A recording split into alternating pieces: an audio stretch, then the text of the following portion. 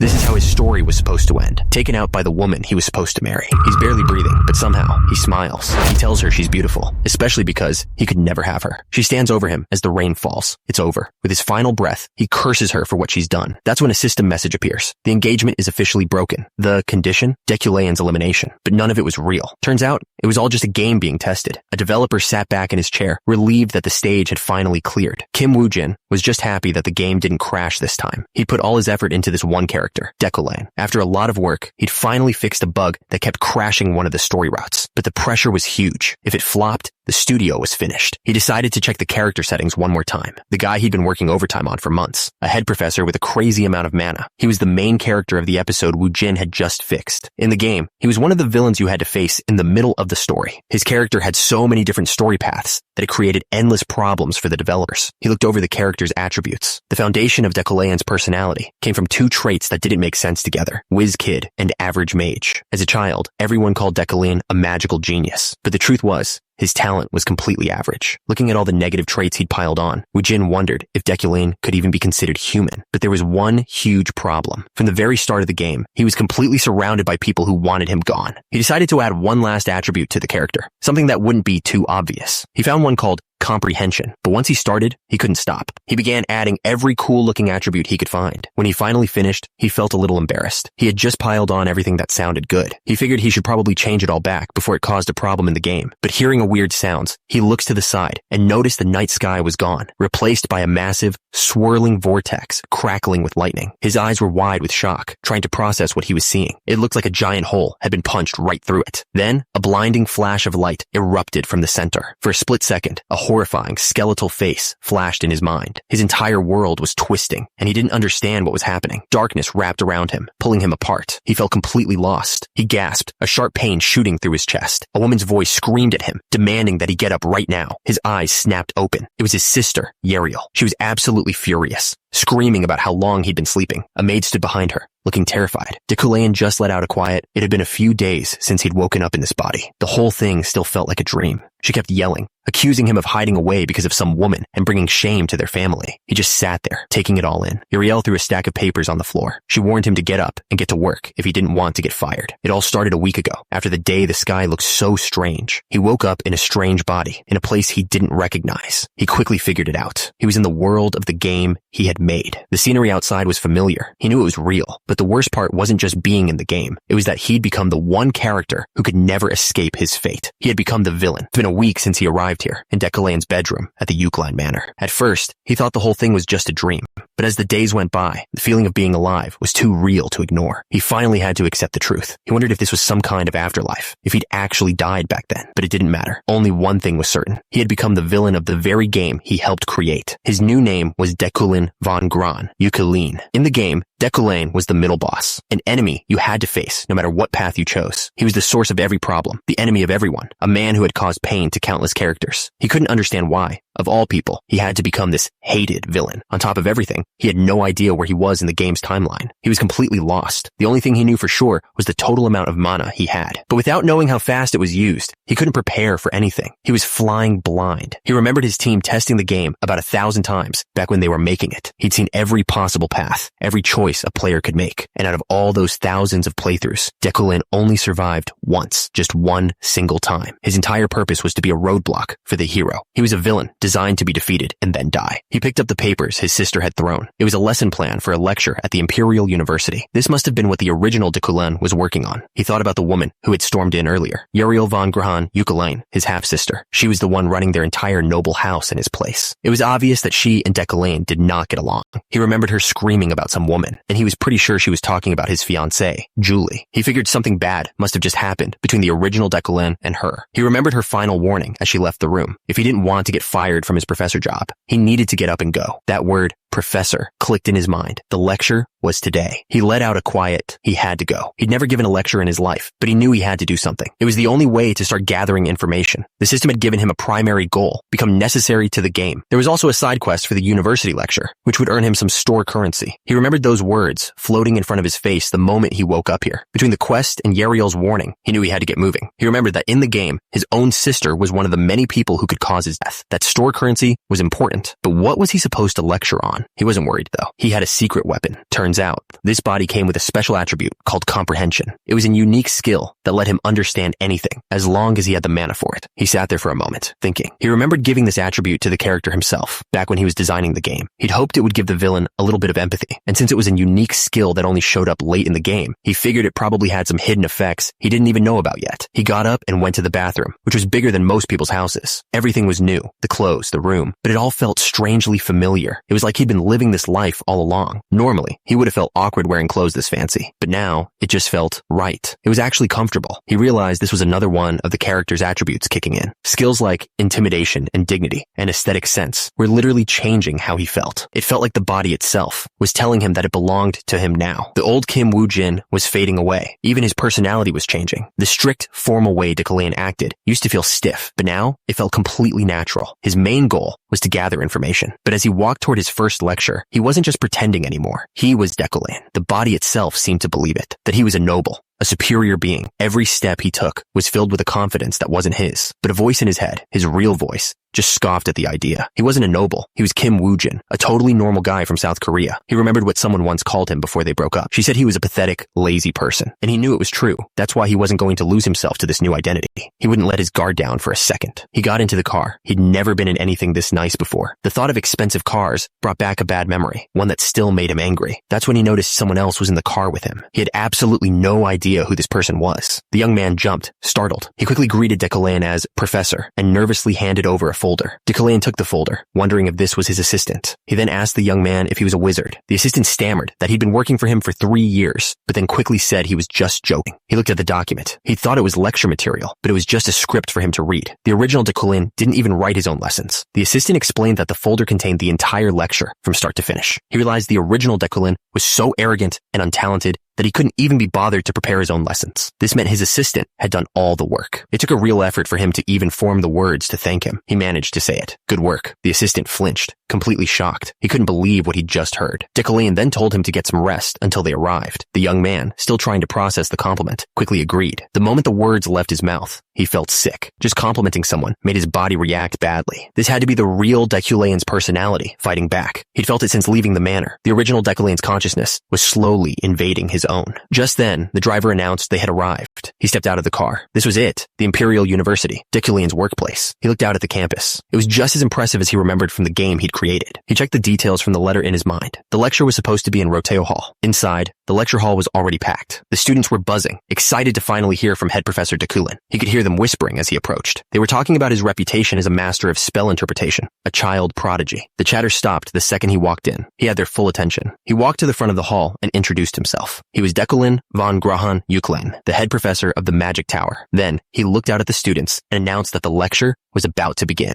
Many of the students were completely starstruck. They whispered about how handsome and smart he was. But not everyone felt that way. For one student, this moment wasn't about admiration. It was about finally meeting her target. Her name was Ephraim, and she saw Declan as the man who destroyed her father. In her mind, she was screaming. To her, he wasn't a professor. He was just a monster. 3 years ago, her father passed away. He had spent years researching spell interpretation, but someone stole his thesis. The shock was too much, and he never recovered. The man who stole it was praised by everyone. They called him a genius spell interpreter, and that person was Declan. He was the man she had to take down. But at the time, she couldn't do anything. After her father was gone, she lost everything. Even though she was born a noble, she lost her family's house and their land. She was left an orphan with nowhere to go. So, she made a pledge. She swore to get revenge on the man who had ruined her life. After making that pledge, she poured everything she had into her goal. It took a huge effort, but she finally got into the Empire's Royal University, the same place where Declan taught. She knew the truth, even if the other students didn't. His famous spell interpretation skill was a lie, built on her father's work. And with that lie, he had ruined her entire family. So how could he stand there so arrogantly?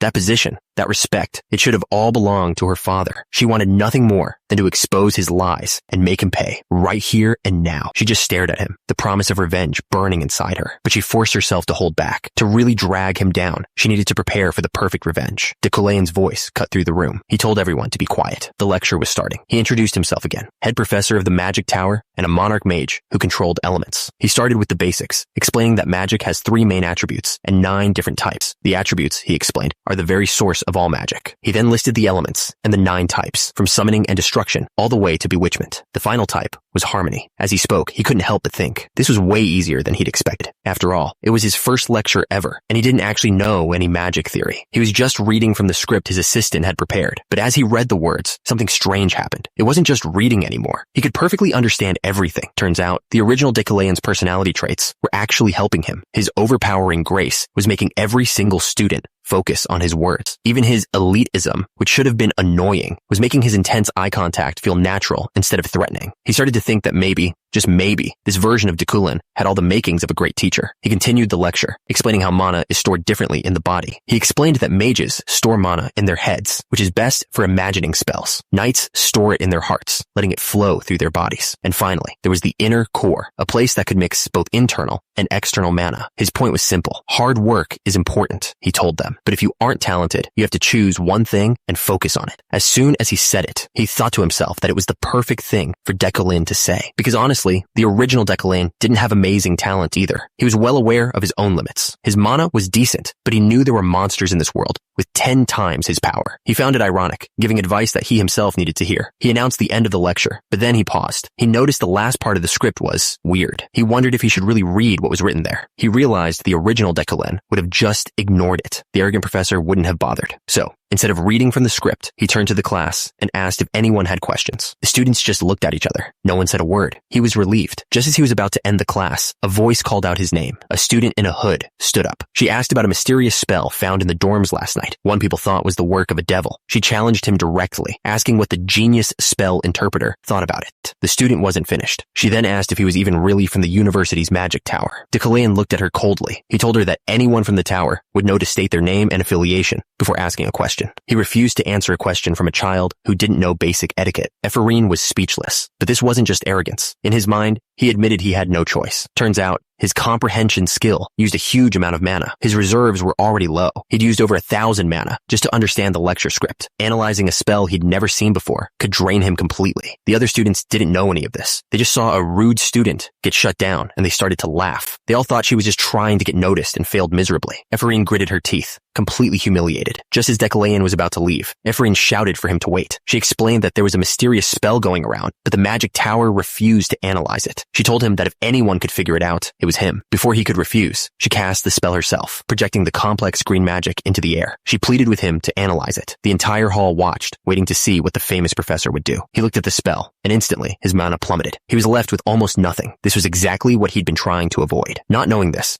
Ephraim kept talking. She explained that the other students were stuck and that even a small hint would be enough. But Decalean cut her off, saying there was no need for hints. Ephraim looked completely stunned. As he walked out the door, he gave them the answer. It was a bewitchment-type barrier spell, and it seemed like someone was trying to trap them. And with that, he was gone. Ephraim just stood there, completely stunned. It was over before it even began. At that same moment, a message appeared for Decalean. The system confirmed he completed the side quest and rewarded him with store currency. Later, in the university's magic tower cafeteria, a group of students were talking. Ephraim was there too, angrily shoving food in her mouth. She muttered to herself, calling Decalean an annoying bastard. She replayed the whole thing in her head. Her plan was to use an unknown spell to expose his so-called spell interpretation skill as a total lie. But instead, he just made her look like an idiot with no manners for not even saying her name. She was so embarrassed, she thought she was going to die right there. Still, she thought he seemed flustered. Maybe he just threw out the term bewitchment spell as a guess to get away. After all, bewitching magic was incredibly difficult. Most spells of that type needed specific parameters to even work. To identify one without any parameters at all seemed impossible. She remembered his official story, that the spell on the dormitory door was just a test to help the freshmen with their research skills. She was sure he was the idiot, not her. Just then, another student ran up, calling her name excitedly. The student was out of breath. She told Ephraim that they'd analyzed the spell from the dorm. Turns out, Decalean was right all along. Ephraim couldn't believe what she was hearing. Her friend laughed, saying Ephraim was so brave for confronting the professor when everyone else was too scared. She still couldn't quite believe the spell was real. The other student went on about how amazing Decalean was for figuring it out with no clues. But for Ephraim, that idea was impossible. It just couldn't be true. As she left, the student thanked Ephraim and promised to add her name to their report. Ephraim just numbly agreed. She refused to accept it. He must have just gotten lucky. And the worst part was, she had done nothing but improve his reputation. Ephraim looked at the paper in her hands. It was the course material for Decalean's lecture on elemental magic. She decided right then, if she was going to beat him, she had to know him. She would take his class. She gripped her shirt tight. She told herself she couldn't waver, not if she had to see his annoying face every day. In her mind, she saw him standing there, and she made a promise. She crushed the paper in her fist. She was going to expose him, no matter what it took.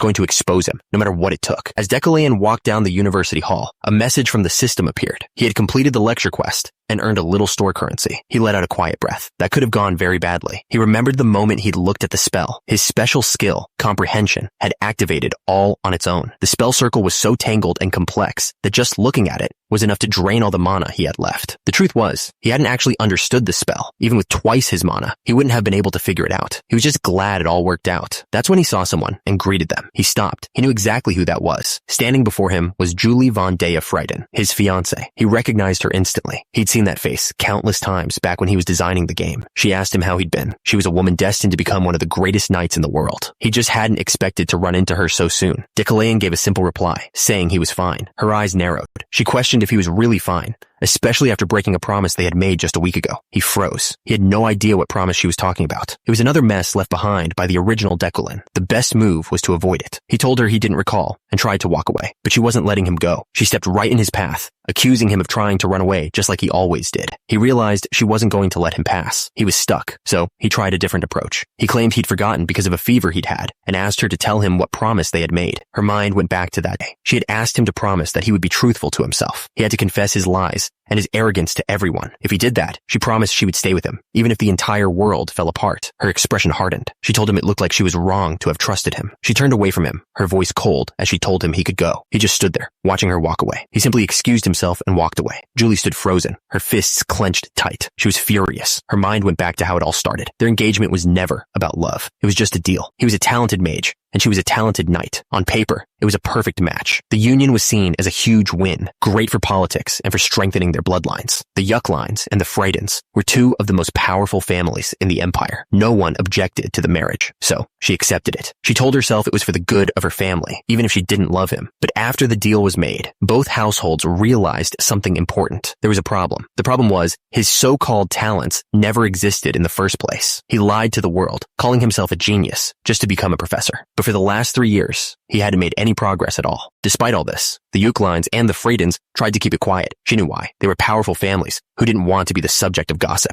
They didn't want their weakness shown to the world. But Julie couldn't accept it. A marriage without love was one thing, but she couldn't stand the lies. It went against her convictions as a knight. That was the only reason. And to her surprise, Deculayan simply agreed to do as she said. She was stunned. She had to confirm that he really understood what they had just agreed to. She looked at him with cold disappointment. She accused him of never planning to keep their promise at all. Her hand tightened on the hilt of her sword. The story then shifts to the Magic Tower at the Imperial University. This was the best university in the entire game, and the magic department was the most important one of all. He thought about it in terms from his old life. The department was like a top medical school, and this tower was the best hospital in the country. He had to admit, it looked nice. The huge campus and perfectly kept gardens reminded him of an American college, and he remembered all the nights he and his team spent working just to create this exact feeling. He thought about how much nicer it would be to experience this beautiful campus if he wasn't trapped in Deculayan's body. Suddenly, he heard someone running up behind him. He turned, his expression instantly on alert. A student crashed right into him, sending a box of papers flying everywhere. The student sat on the ground, apologizing. He explained that he was in a hurry to see his professor. Deculayan recognized him. For a second, he thought it was an ambush. He looked down at the student and called him Zorro. The student looked flustered and quickly corrected him. His name was Alan. Deculayan just said he must have been mistaken. Alan sat there, completely confused. A little later, they were in Deculayan's office. Alan explained why he'd been in such a rush. He was bringing the professor the list of sponsorships for the new mages. Basically, magic research costs a lot of money, so the professors at the Magic Tower sponsor new mages they think are promising. Deculayan looked over the list. As he scanned the documents, something caught his eye. One of the names on the list was literally glowing gold. A skill called Shining Gold was activating, probably because of his wealthy magnate attribute. Turns out, it was a combination of two of his skills. Gave him an instinct for things that would pay off, and sharp eyesight let him actually see that instinct. Put together, it meant he could literally see which students were a good investment. He flipped through the pages. A few other names had a faint glow, but one was shining brighter than all the rest. It was Ephorine Luna, the one student who wanted him gone more than anyone. Deculayan knew exactly who she was. Ephorine Luna, one of the main characters from the game. He remembered her story well. The original Deculayan was the reason she lost her father. But as he looked at her file, something didn't add up. He asked the staff member why someone with her potential had no sponsors at all. The man explained that everyone was too afraid. Deculayan understood immediately. No one would dare support her because they were scared of what he might do. And that was a shame, because her talent was real. She was skilled enough to get it into the magic tower without even attending the academy. He knew their history. Ephorine was his enemy, or more accurately, he was hers. The original Dekulin had earned her hatred. He remembered one of the many ways he could die in the game. If he just let things play out, he would meet that same ending again. A system window appeared, showing one of his traits, Villain's Fate. The whole world wanted him gone, but the description offered a sliver of hope. What doesn't kill him makes him stronger. He remembered all the ways Dekulin was meant to die in the game. Sometimes it was a sword through the heart. Other times it was a spell to the head or poison in his drink. Sometimes he was just caught in a bombing. No matter what happened, the result was always the same. He didn't survive. If he wanted to live, he had to make a different choice. A choice the original Dekulin never would have made. So he put his plan into motion. He called over a student named Alan. He gave him the papers and a list of books he needed from the library. Alan agreed and left the office, closing the large doors behind him. With the office now empty, Dekulin sat alone at his desk, thinking about his next move. He knew that to survive, he needed a lot of money. Many of the death roots from the game could be overcome with enough cash. Investing in a promising mage was one way to get that money, but he knew that wouldn't be enough. The world was full of powerful people who hated him. They would try to take him out any chance they got. So to truly survive, he needed something else. He needed a way out. The only real answer was power. He had to become strong. He came to a simple conclusion. The only way to survive in this world was to become stronger. But there was a problem. The original Dekulin's talents were just average. At this rate, he couldn't possibly handle the threats he knew were coming. If he didn't have enough power, he'd never survive the countless deaths waiting for him. He did have one thing in his favor, though: his attributes. The original Dekulin always boasted about controlling all 4 elements, but that was a lie. His real potential was in manipulating just 2, earth and fire. And when he combined those elements with metal, it created a completely different attribute. It was a unique skill called the Midas Touch. The system described it as a special ability that used his own mana to unlock the hidden potential in anything he touched. This talent for manipulating metal gave him a unique fighting style, controlling levitating blades. It sounded impressive, but it was really just telekinesis. The thing is, it was a power almost no one else in this world had. He opened a book on basic manipulation magic. He figured he could make up for his lack of raw power by changing the properties of the metal itself. But to do any of that, he had to start with the basics. He needed to learn how to manipulate simple objects first. So he decided to test it out. He focused his mana, channeling it through his hands. The energy surged from his fingertips. A massive, complex magic circle erupted around him, filling the entire room with its light. It wasn't just a light show. All the information, every single spell for basic telekinesis, was being forced directly into his mind. He let out a breath, feeling the new knowledge settle in. He thought maybe this time it would actually work. He focused on a pen on his desk. It lifted into the air, surrounded by a faint magical glow. Then he tried it on himself. He rose from the floor, floating effortlessly. It worked. He had done it. He'd memorized the entire spell. Now he could use basic telekinesis without even thinking about it, just like in the game. But as he sat back down, he realized this was just the beginning. Basic telekinesis wasn't going to be enough to survive what was coming. He needed to be much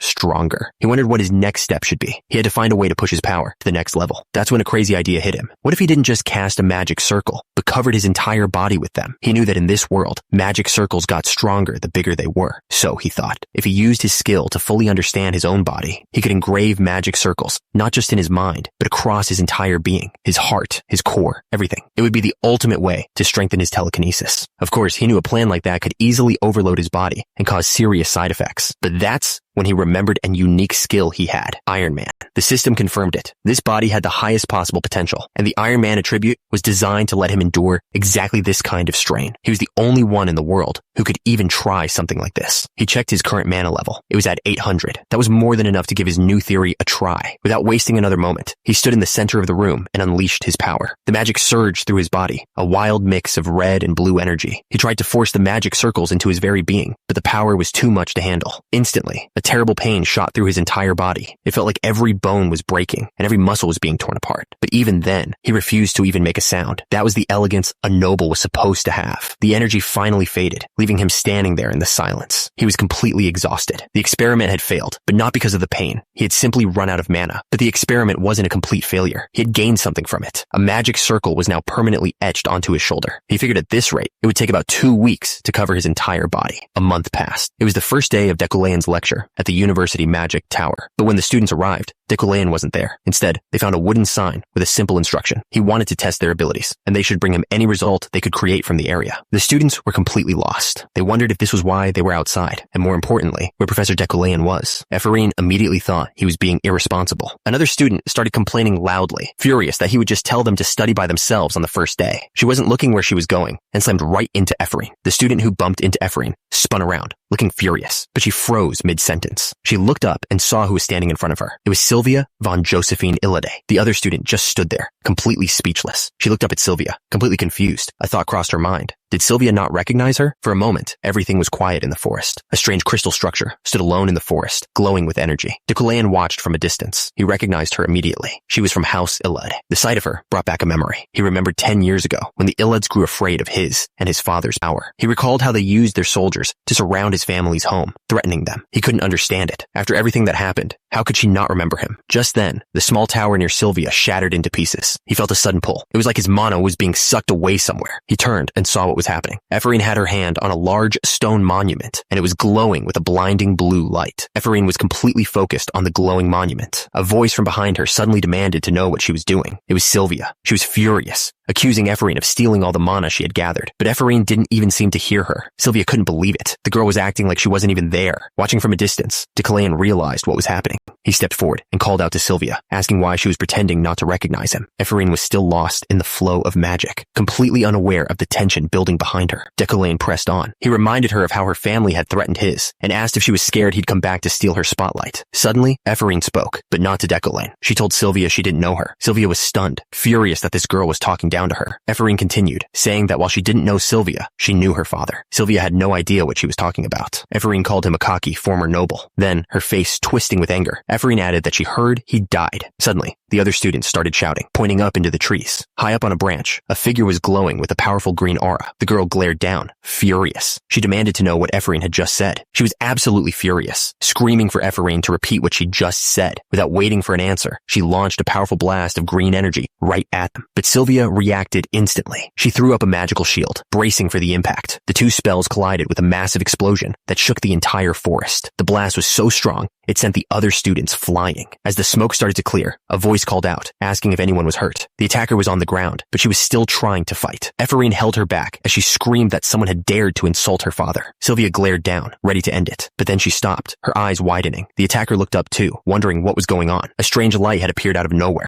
The strange light grew into a massive swirling vortex in the sky. It was dark and terrifying, pulling everything towards its center. The other students started screaming in terror. Sylvia stared up, her face pale. She realized it was a void. She knew exactly what created it. It was the spot where the two spells had crashed into each other. Now, it was pulling at everything around it with incredible force. Someone screamed that it was going to explode, but another student realized running wouldn't help. If it blew up, it would send sharp metal pieces flying everywhere. In that moment, everyone understood. They were all going to be taken out. The void pulsed with unstable energy, ready to burst. And then, it happened. The energy collapsed in on itself, but the blast never came. Someone had stepped in. It was Decolean, using his own power to contain the explosion. Suddenly, everything went quiet. The terrifying void was gone. Ephraim looked around, completely confused by the silence. He stood there, perfectly calm. All around him, the pieces of the explosion were frozen in the air, held in place by his magic. The students couldn't believe it. They had no idea when he'd even arrived. More importantly, they couldn't understand how he'd just frozen an explosion in time. The glowing blue shards began to move, swirling around him in a controlled, almost beautiful dance. The students watched, completely amazed. They recognized the spell he was using. It was telekinesis, but on a level they had never seen before. As students of magic themselves, they could see it wasn't just powerful, it was beautiful. Even Ephraim and Sylvia were speechless. It was like they were enchanted, unable to look away from the incredible display. Then, with a final move, all the pieces came together, forming a huge, beautiful crystal on the ground. The danger was gone. With the danger handled, Decolean announced that the lecture was over. He then ordered everyone to leave, except for the ones who caused the mess. Ephraim's heart sank. She knew she was in serious trouble. The students involved were taken to an interrogation room. Inside, Decolean and the university chairwoman were already waiting. Someone walked in and greeted them. Two more professors, Retlin and Relin, arrived. Retlin immediately started praising Decolean and the chairwoman for being so dedicated. The chairwoman, Adeline Segalian, welcomed them. She apologized for calling them in so suddenly before turning to Decolean. With everyone gathered, one of the professors got straight to the point. He demanded to know who was responsible for attacking a lady from the noble house Illide. One of the professors started by insulting Ephraim, calling her a lowly commoner with no name. It was clear he'd already decided who was at fault. The other professors laughed and agreed, praising Decolean for cleaning up the mess. Decolean knew they were just trying to get on his good side. He realized the outcome of this meeting was already set in stone. On one side, There was Sylvia, the daughter of the powerful Illide family, and on the other, Ephorine, a fallen noble who was basically a commoner. It was obvious whose side the committee would take, but Decalaeon was determined to change the result because he could see something no one else could. A strange scarlet energy was pouring out of Ephorine. The energy was getting stronger, and he was the only one who seemed to notice it. Thanks to his sharp eyesight, a system window popped up that only he could see. It was called Villain's Fate. The description was simple. The whole world wanted him gone, but whatever didn't take him out would only make him stronger. The system was telling him that his fate had officially begun. He understood perfectly. If he couldn't change the results of this meeting, his own end would come much sooner. The disciplinary meeting between the two new mages, Ephorine and Sylvia, was about to begin. They sat alone in the middle of the huge, empty hall. One of the professors immediately started shouting. He accused Ephorine of causing trouble and said someone could have been hurt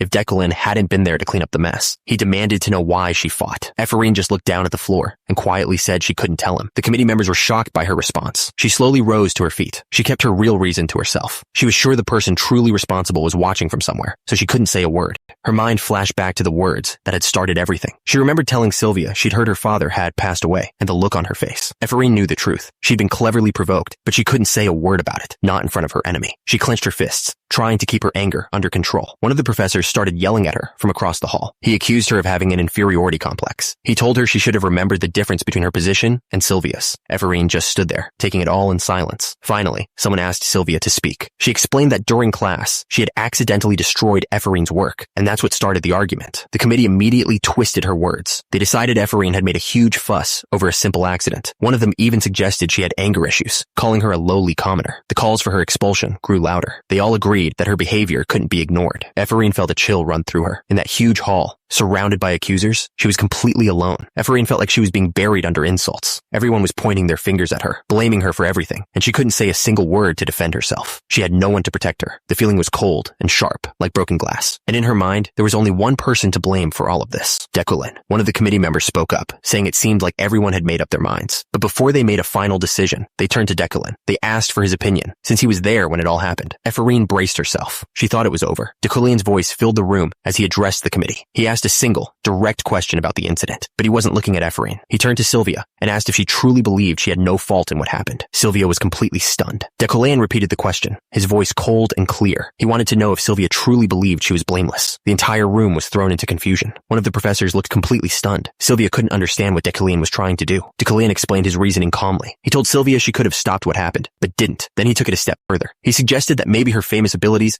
just weren't good enough. Sylvia was speechless. After a moment, Sylvia admitted it. She confessed that she didn't stop Ephorine on purpose because she wanted her to get in trouble. Ephorine couldn't believe what she was hearing. Ephorine was completely lost. She thought it was her fault, no matter what. So why was Decalaeon going after Sylvia instead of her? Another professor tried to jump in, arguing that the one who attacked was to blame. Decalaeon immediately shut him down, asking if the professor wanted to blame him instead, since he was the one who gave the lecture. The professor stammered, completely caught off guard. Ephorine watched it all unfold. Decalaeon was taking on anyone who tried to defend Sylvia. She couldn't understand it. Why was he going to such lengths to protect her? Ephorine was completely stunned. She couldn't wrap her head around it. Decalaeon was actually defending her. Suddenly, a woman on the committee slammed her hands down and told everyone that was enough. She argued that kids are supposed to fight and that this was just a simple squabble between new students. She suggested they let it go just this once. Decalaeon agreed. He announced there would be no punishment and told them both to leave. Ephorine was floored. She had been ready to be expelled. The Decalaeon she knew would have kicked her out without a second thought. So why was he doing this? The question echoed in her mind. As Decalaeon walked away, one of the other professors praised him for his unique way of handling the situation, saying it was all for the good of the students. Decalaeon didn't even turn around. Ephorine just stood there, watching his shadow disappear down the hall, completely lost. But Ephorine wasn't finished. She finally spoke up, her voice shaking but full of resolve. She had one question for him. She asked if he remembered the last name Luna, and if he knew her dad. She continued, her voice filled with pain. She asked if he knew that her father suffered his entire life because of him, and that in the end, he didn't make it, and was walking away. But Ephorine called out. She told him she had a question. He turned slightly. He didn't look surprised at all. In fact, he seemed to have been expecting this. Ephorine looked him right in the eye. She demanded to know if he remembered the Luna family. Her hand was clenched into a fist. She asked if he remembered how her father's life was ruined because of him. But as she waited for an answer, a thought crossed her mind. What if he did remember? He might just take back his decision and punish her to protect himself. Still, there was another possibility. What if he didn't even remember her father? She realized that would be even more heartbreaking. Decalaeon's voice cut through the silence. He told her she didn't need to ask.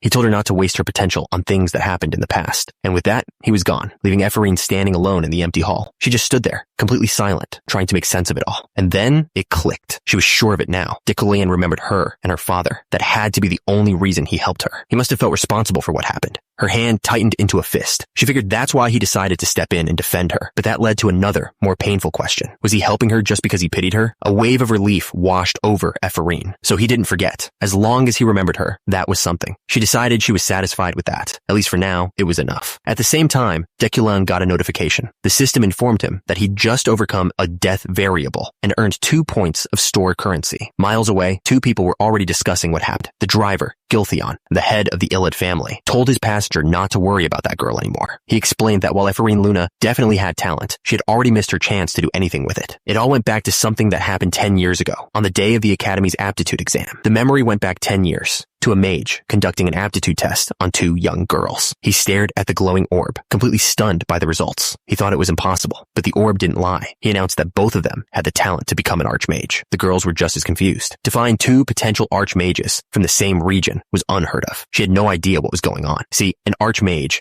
is the highest rank a mage can possibly reach. They're considered legends, being so powerful that not even the emperor can touch them. Their names are forever written into the continent's history. But there's a strict tradition. Only 3 people can be an archmage in any single era. It doesn't matter what kind of magic they use or where they come from. That is the one unchanging rule. At that time, 2 of the 3 seats were empty. However, one of them was already unofficially claimed by Adeline, the chairwoman of the magic tower. That meant there was really only 1 spot left. Sylvia realized what this meant. She, the heir to the powerful Illidi family, and Ephraim, from a much smaller house, would have to compete for that single remaining spot. She didn't even need her father to say it out loud. She knew exactly what he was telling Ephraim's dad. Give up on your daughter's future. That was the day Sylvia understood the real reason the Illid family came down so hard on the Lunas. They were a force that couldn't be argued with. It was all because of her. They did it all just to make sure she would become the archmage instead of Ephraim. But becoming an archmage wasn't just their goal. It was her own wish, her destiny. That's when Ephraim looked her right in the eye. She asked if Sylvia was afraid of her catching up. Sylvia just scoffed. She insisted it wasn't about talent. She was just unlucky. As they drove, Sylvia's father told her not to worry about Ephraim.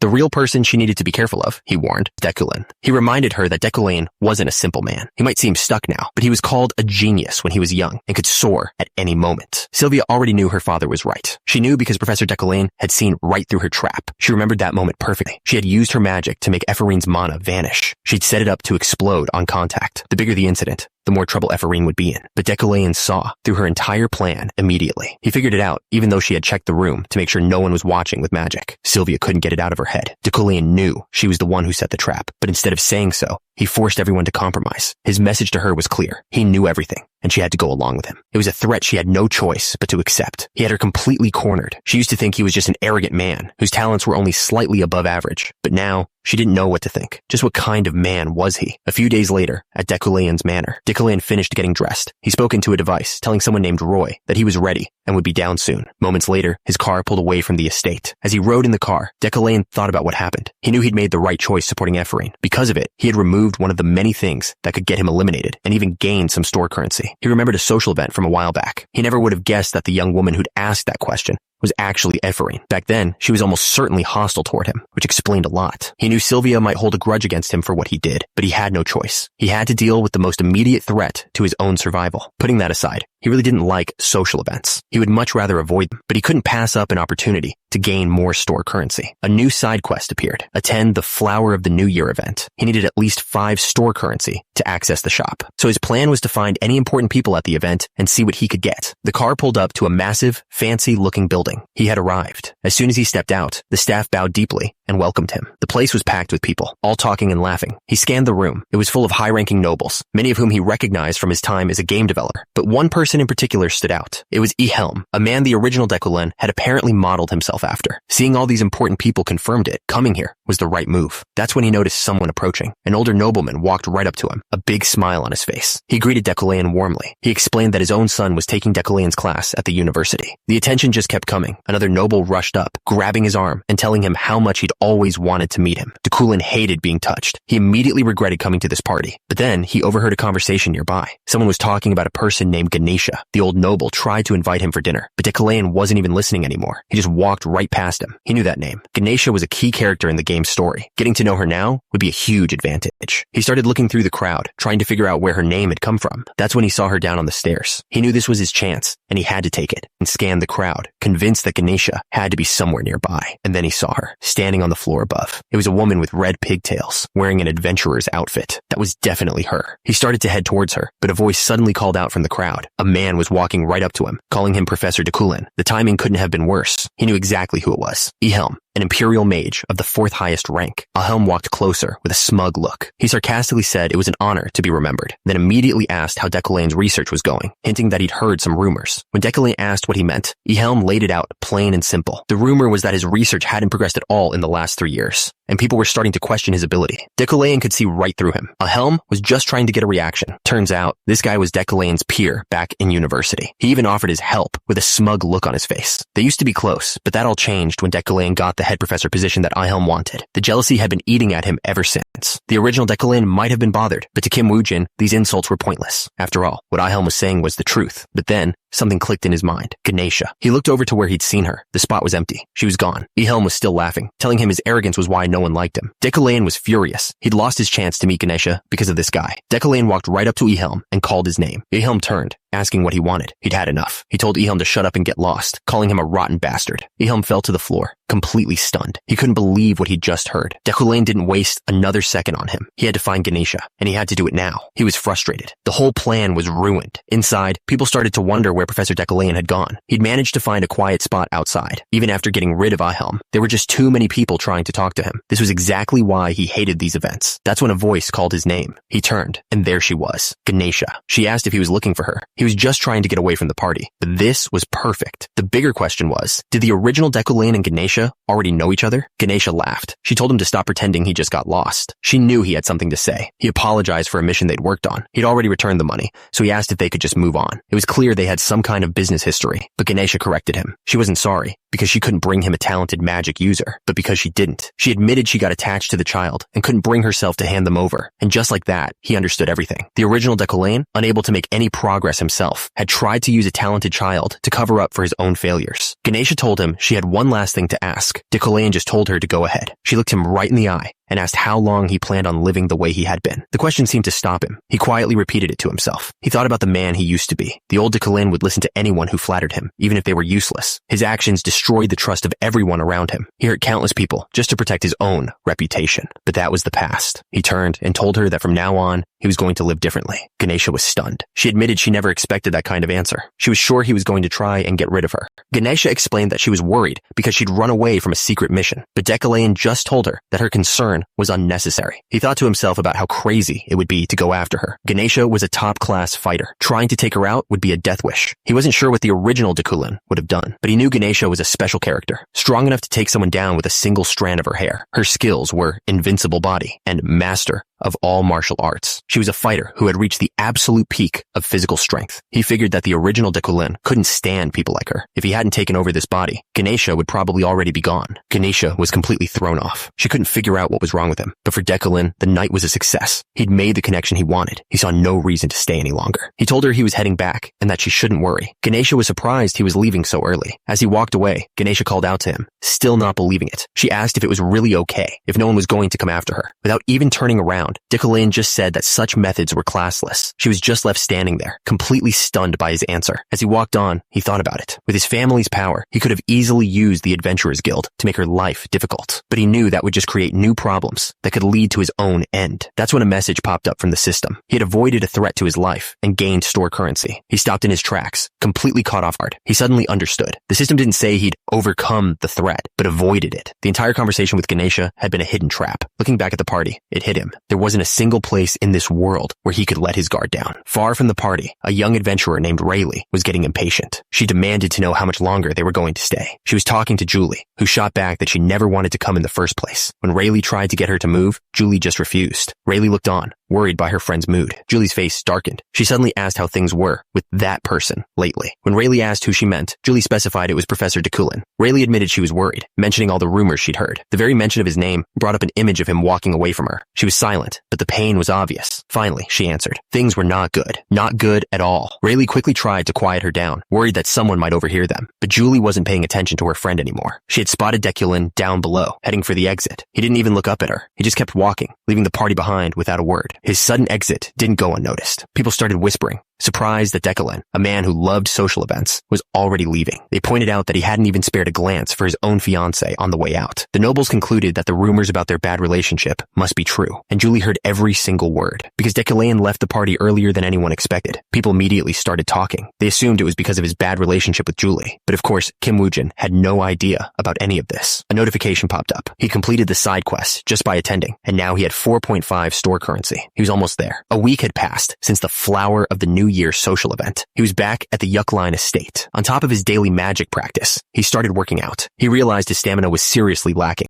The reason was simple. He had almost gotten himself killed doing something reckless. It happened a few days ago. He had tried to push his magic too far, and the backlash was immediate. He hit the floor, coughing up blood. He knew a normal mage wouldn't have survived that. It was probably his Iron Man attribute that kept him alive. The goal was to engrave a new skill, fire control, on top of his existing telekinesis. He needed it to get better at controlling metal. The idea was to implant the core of one magic inside another. It was a shortcut, a way to learn new skills much faster. But it was also incredibly dangerous. After realizing the strain it was putting on his body, he knew he had to get stronger physically. So he started a new morning routine. He pushed himself hard every single day. But soon enough, it was time to go to work. He got to his office as the head professor. He immediately asked his assistant, Alan, what was going on. Alan explained that a statement had arrived from the Magic Tower. The letter was from the Magic Tower's Committee for Professors. It was a notice for an audit hearing. In 6 months, they would be reviewing all of his research, and he needed to prepare the documents. This was bad. An audit meant the original Decalane's research had been going nowhere long before he took over his body. He remembered that in the game, Decalane's main role was always professor. He started to think that his main quest might depend on him keeping that title. So if he lost his job, he'd also lose any chance of ever going back home. He knew what he had to do. He had to search the original Decalane's laboratory for anything that could help him. He opened the door and stepped inside. The laboratory was a complete disaster. Books and papers were scattered everywhere, covered in a thick layer of dust. It was clear no one had been here for a long time. He knew the original Decalane was a perfectionist. He would never have let his lab get this messy on his own. Then, something caught his eye. A heap of trash in the corner looked completely out of place, almost like it was put there on purpose. He suspected it was hiding something. He didn't know who was to blame, but it was the perfect way to stop Decalane's research cold. Someone had deliberately done this, but whoever it was didn't count on one thing. He had just learned telekinesis. He raised his hand, and the junk started to float into the air. Sure enough, there was a single book hidden underneath. He pulled it right to his hand. The book was filled with complex symbols. It looked like the original researcher had encrypted everything to keep it safe, but for him, that wasn't a problem. He activated his comprehension skill, and the encryption shattered instantly. His eyes glowed as the information flooded into his mind. A blast of golden light erupted from the book, throwing him back. The light was blinding. He could tell immediately that this research was simply incredible. Even his own skills were reacting to its brilliance. But as he looked closer, he saw the problems. The research was incomplete. Pages were torn, sections were missing,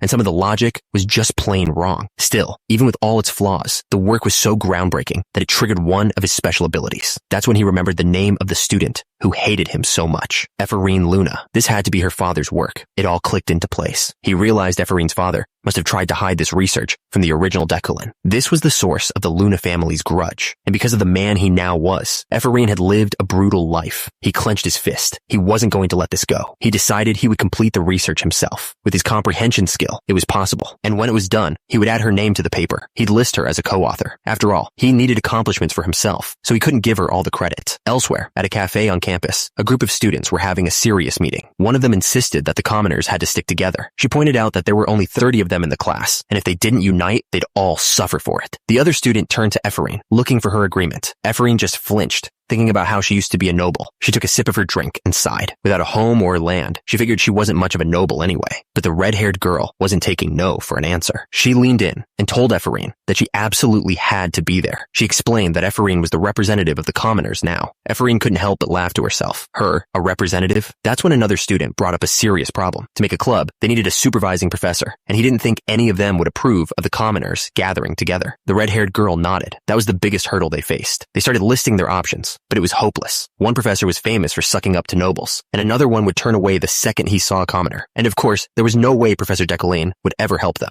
As the others talked, Ephorine was completely distracted by the cake on the table. She was really hoping no one else would eat it, but her train of thought was shattered when the red-haired girl slammed her hands on the table. She shouted that they should just ask Professor Decalane to help them. The other students immediately turned to Ephorine, expecting her to be the one to do it. She was horrified. One of the students tried to convince her, pointing out that Decalane was sort of fair. After all, he looked down on everyone equally, nobles and commoners alike. The red-haired girl agreed, adding that since Decalane helped Ephorine avoid punishment, she must have caught his eye. But Ephorine shot that down immediately, insisting he wasn't some great person. She couldn't believe how the conversation conversation was turning. The last thing she ever wanted was to get involved with Declan. She tried to get away, telling them she absolutely couldn't do it, but they kept pushing, telling her to just think it over. Ephraim argued back that if she did it, it would only make things worse. Then, she suddenly stopped. The red-haired girl looked confused by the sudden change. Her friend Julia noticed her sudden silence and asked what was wrong, but Ephraim couldn't answer. She was frozen, staring at something just behind them. Then a cold voice cut through the air, telling them to move. Ephraim's face went pale. She looked up, and her heart stopped. It was Professor de Kulin. He was the last person on Earth she ever wanted to run into. Her friend Julia peeked out from behind a door, wished her good luck, and then disappeared. Ephraim was furious. She'd been left all alone to deal with him. De Kulin started to walk away, not even looking back. Ephraim took a shaky breath, gathering her courage. She finally called out his name, stopping him in his tracks. She told him she wanted to make a club. Then she bowed low, holding out the papers and explaining that she needed his signature for it. She quickly promised that they wouldn't bother him at all. She just knew he didn't usually approve of clubs with commoners, so she wanted to ask him directly. Ephraim hated this. She didn't want anything to do with de Kulin, but she knew her friend had a point. The other professors would never cooperate with them. It was better to get this over with now, instead of dealing with the problem forever. She held her breath, just hoping he'd consider it. To her complete surprise, de Kulin took the paper without a word and signed it. He told her to just send the details to his office later. Ephraim was so stunned, she didn't even know what to say. He handed the signed document back to her. She just numbly took it. She stared down at the paper. He had actually signed it. As de Kulin walked away, Ephraim couldn't wrap her head around it. The most difficult professor in the university had just agreed without any argument. Her friend was thrilled, amazed that she'd actually pulled it off. But Ephraim wasn't celebrating. This was just like before, at the disciplinary committee. She just couldn't understand it. Why was the man who ruined her family suddenly being so nice to her? Later, in the lecture hall, the day's lesson was about to begin. It was on the understanding of pure elements. De Kulin began the lecture, explaining that elements were the foundation of all magic. He said many mages still didn't grasp the difference between pure elements and other kinds of magic. But Ephraim wasn't listening. She just stared at him from her desk, trying to figure out why he was suddenly being so helpful. She wondered if it was guilt, or maybe, she thought, it was some kind of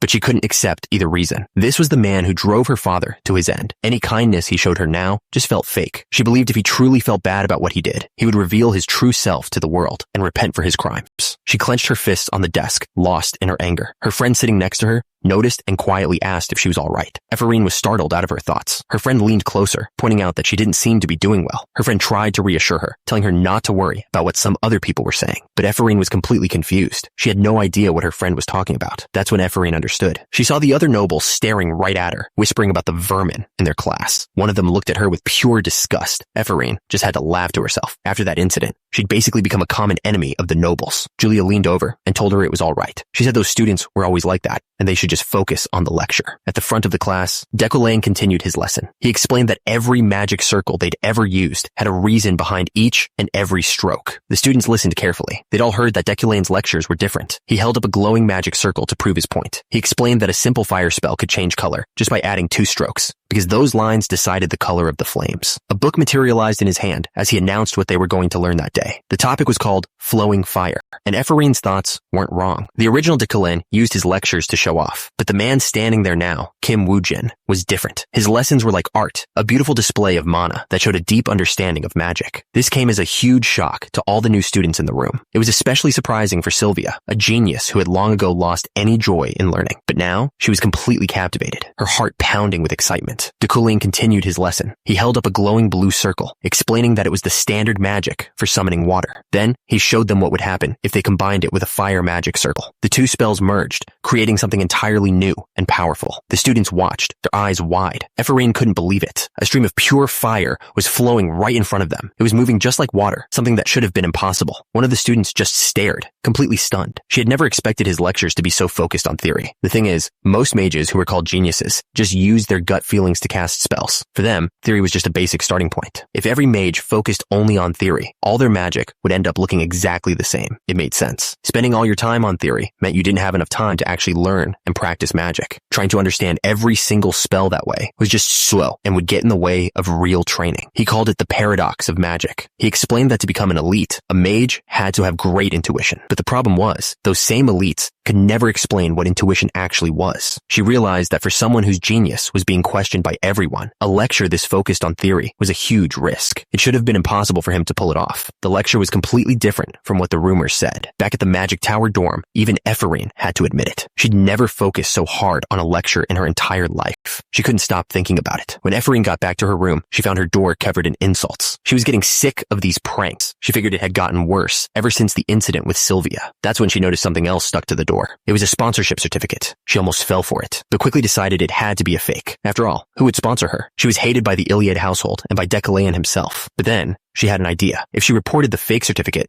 she could probably get a reward for it. So she headed straight for the Magical Administration office. She walked right in to file her report. But when the official checked it, it was real. Her eyes went wide. The sponsorship was completely legitimate. The staff member calmly told her that the seal was real, meaning the certificate wasn't a fake. Ephraim couldn't accept it, shouting that it had to be a lie. But then it hit her. The sponsorship was actually real. She was so happy she thought she had to be dreaming, even pinching her own cheeks to try and wake herself up. A second later, she snapped back to reality, looking around nervously to see if anyone saw her outburst. But then a new thought popped into her head. What if people found out she suddenly had 100,000 elm? The joy was gone, replaced by pure panic. She started packing an emergency bag, regretting ever going to the administration office. She started getting suspicious of everyone, even the staff member. She remembered the woman having a weird look on her face and wondered if she was already planning to take the money. She realized she should have been way more careful. She'd pinched herself so hard, she actually fell onto the floor. The pain was sharp and real. But even so, she still couldn't believe it. This wasn't a dream. It was really happening. A single tear ran down her face. She started to cry, but this time, she was smiling. After all this time, someone had finally noticed her talent. She looked around her small room. Maybe the world wasn't so bad after all. It was time to pull herself together. With the sun shining brightly, she made a promise to herself. From now on, she was going to try even harder. Meanwhile, at the Euclid Manor, someone was asking if a report they'd just received was true. It was Uriel. She confirmed that Decalaeon was headed to the shot and jewel auction and had probably already arrived. She started to panic. He'd spent 10 million elm last year, and she was terrified of what kind of trouble he was planning to cause this time. She swore she wouldn't forgive him if he caused any more problems. At that exact moment, a car pulled up to the auction house in the city of Teuton, but Decalaeon wasn't there to cause trouble. He was thinking about how he could finally buy something he had been searching for. He walked into the auction house, ready to get what he came for.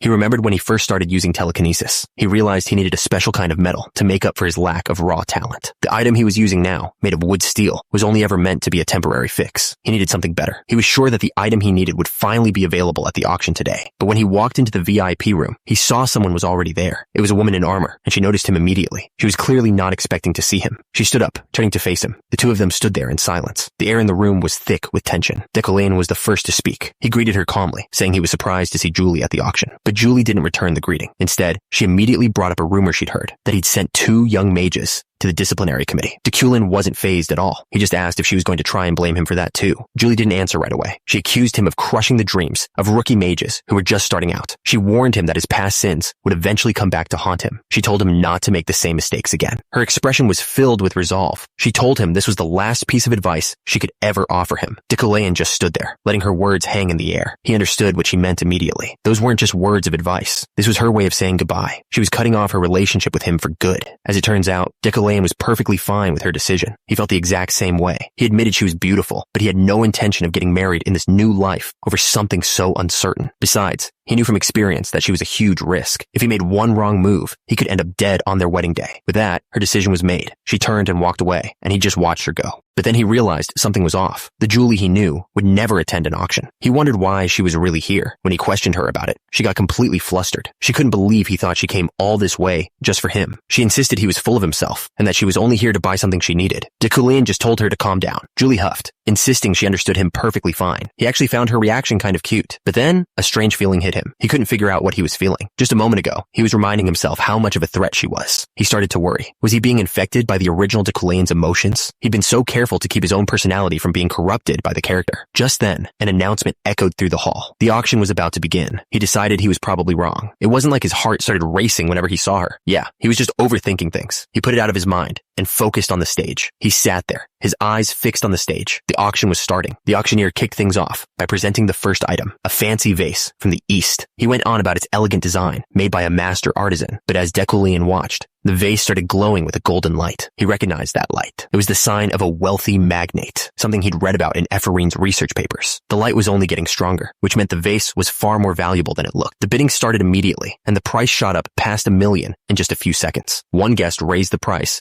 to 1.5 million. But then Dekulin, guest 777, made his move. He bid 2.5 million. And just like that, the vase was his. He knew he'd made the right call. The golden light hadn't faded at all, which meant the vase was worth even more than he paid. With plenty of money in the bank, he saw it as a smart investment. The system showed his balance was still over 200 million elne. He had more than enough to keep going. The auctioneer announced the next sale, a ring sold to guest 777 for 3 million, then a pair of scissors for over 2 million, and a necklace for more than 4 million. He bought them both without hesitation. The crowd was starting to talk. People couldn't believe guest 777 was buying everything. That's when someone recognized him. It was Professor Dekulin. Watching from her seat, Julie sighed. She thought he was just a pathetic man, desperate for attention. She couldn't understand why he'd waste so much money just to show off. He was nothing like her. She decided to just ignore him. His actions didn't matter. After all, she was only here for one thing, to get an item called Winter's Fire. The auctioneer slammed his gavel, announcing it was time for the final item. He told the crowd it was an ore so rare it was almost impossible to find. He pulled back the cloth, revealing the legendary item known as Winter's Fire.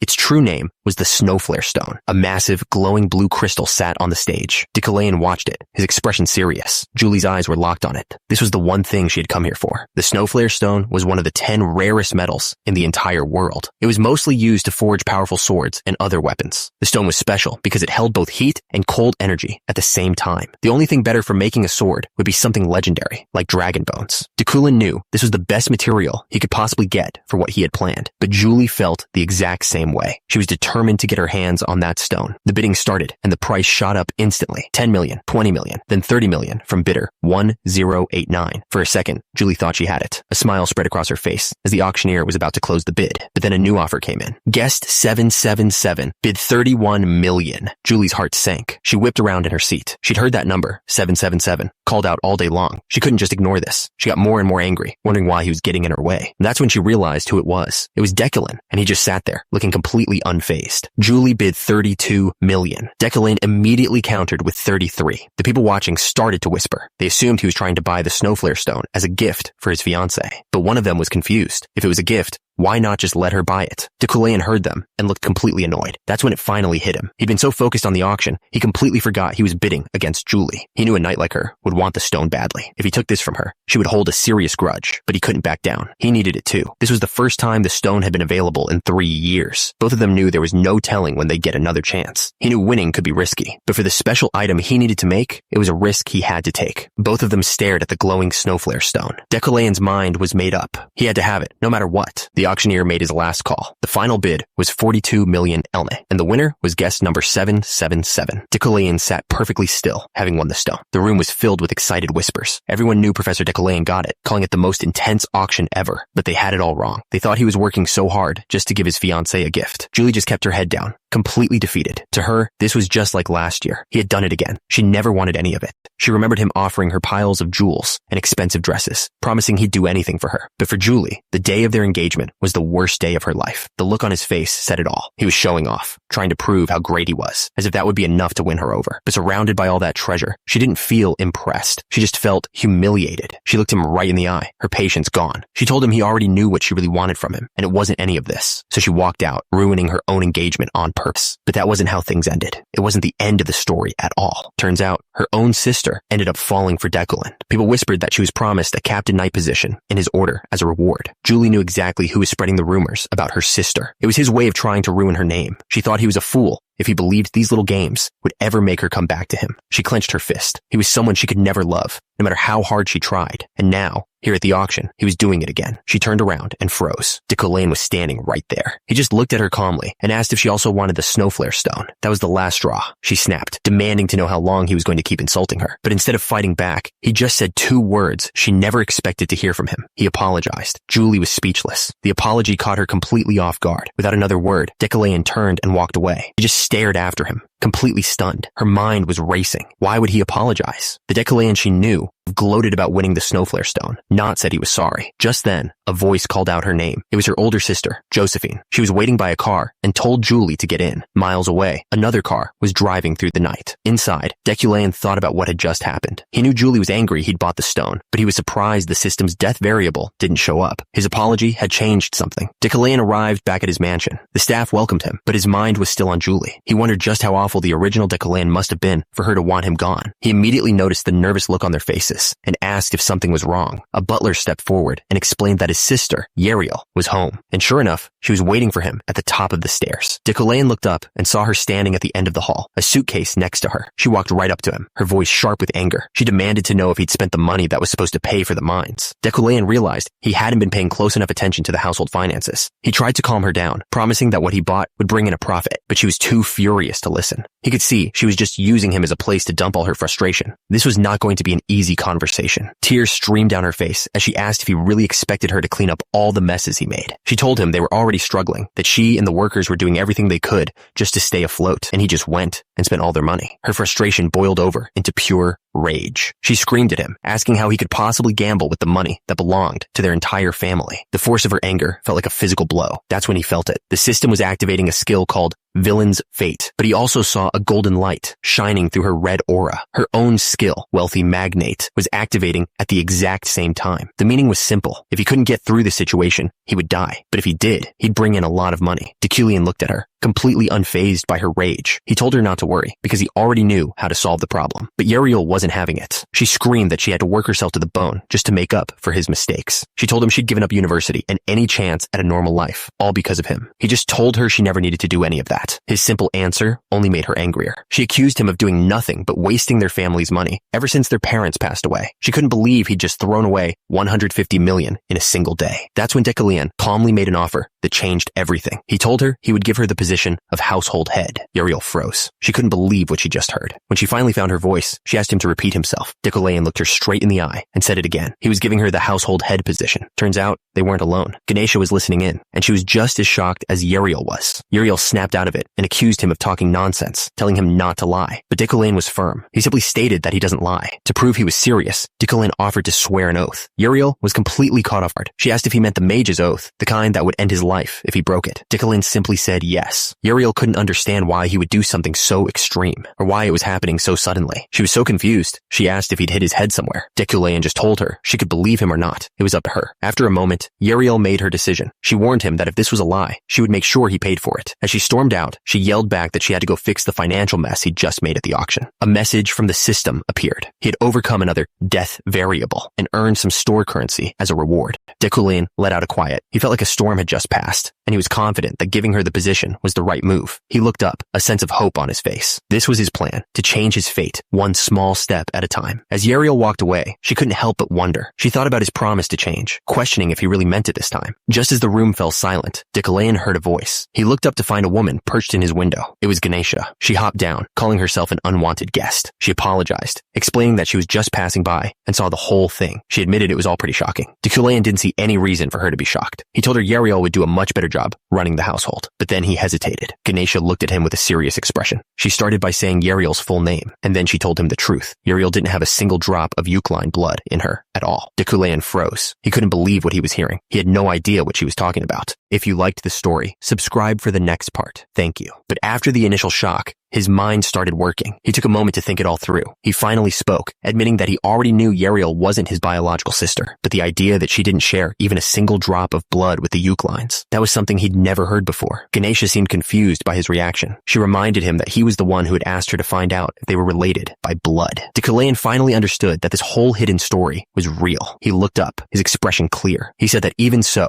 Yeriel is Yeriel. Blood didn't change a thing. Ganesha was genuinely surprised. She admitted she never thought he'd say something like that. Deculayan replied that he was just as surprised to learn about this hidden background. Deculayan told her he would make sure to protect the secret about his sister. Just as she was about to leave, Ganesha paused. She told him there was one more thing he needed to know. Ganesha warned him that a group called the Six Snakeheads had started to move. She explained that they were the leaders of the most infamous criminal groups on the entire continent. Each of them had a bounty worth millions. She said they were after the items he bought at the auction, and he needed to be on guard once they were delivered. She pointed out that his magical defenses had been weak lately, which was how she got in so easily. With that, she prepared to leave. And just like that, she was gone, leaving behind a glowing piece of cloth. Deculayan let out a long, clearly exhausted by everything he'd just learned. He thought to himself that finding out about Yeriel's true background was information he never needed, knowing it didn't change a thing. After all, he wasn't the real Deculayan. Whether she shared his blood or not, his feelings for Yeriel would stay the same. He was going to treat her like family, no matter what. He made up his mind right then. Yeriel would always be Deculayan's sister. He decided he would just hide the truth from everyone. Meanwhile, far away from the mansion, Ganesha was telling her crew what she'd seen. She insisted that Professor Deculayan had changed so so much. It was like a different person was wearing his skin. One of her men laughed, teasing her that she was just a sucker for handsome men. He joked that even a bad guy looks good when he says nice things. The other crewmate got angry, threatening to tear him apart for being ugly. The man protested that his grandma said he was handsome, but she just shot back that a hot guy must have been walking behind him. Another adventurer, a woman named Rayleigh, seemed to be taking it more seriously. She asked if this meant Dekulin actually had a human side to him now. Ganesha stretched, deciding that they didn't need to watch Dekulin anymore. She admitted she'd wanted to ask if he was still looking for a magic slave, but now it didn't seem like that was the case at all. With their mission over, she told her team it was time to head back. Before leaving, Ganesha gave her crew one last order. Everything they heard today was a secret, and they had to keep their mouths shut. With that, she and her team vanished in a flash of blue light. The next day, Dekulin was back at the University Magic Tower. He was in his office, looking over something new from the system. An upgrade was available to improve his mana quality, but it cost 10 store currency. He realized that while he could finally access the store, he didn't have nearly enough to buy anything important yet. The system store was a special feature in the game. It allowed him to use currency to strengthen not just himself, but any of the game's main characters. But the opportunities to use it were incredibly rare. The system warned him he would only get 6 chances before the end of the main story. The system explained the catch. He could only use the store once per level. On top of that, the cost would double every time his level went up. He knew he couldn't afford to waste this precious opportunity. He was already training constantly, working on his memory, physical strength, and blade control. He was integrating it all into his daily routine, but he knew it wasn't enough. Compared to the truly dangerous villains out there, he was still weak. For him to grow stronger, he needed to improve the quality of his mana. He decided he had to find a way to get the currency he needed. Just then, he heard a knock at the door. Dekulin told him to come in. A young man, looking a little nervous, stepped into the office and greeted the professor.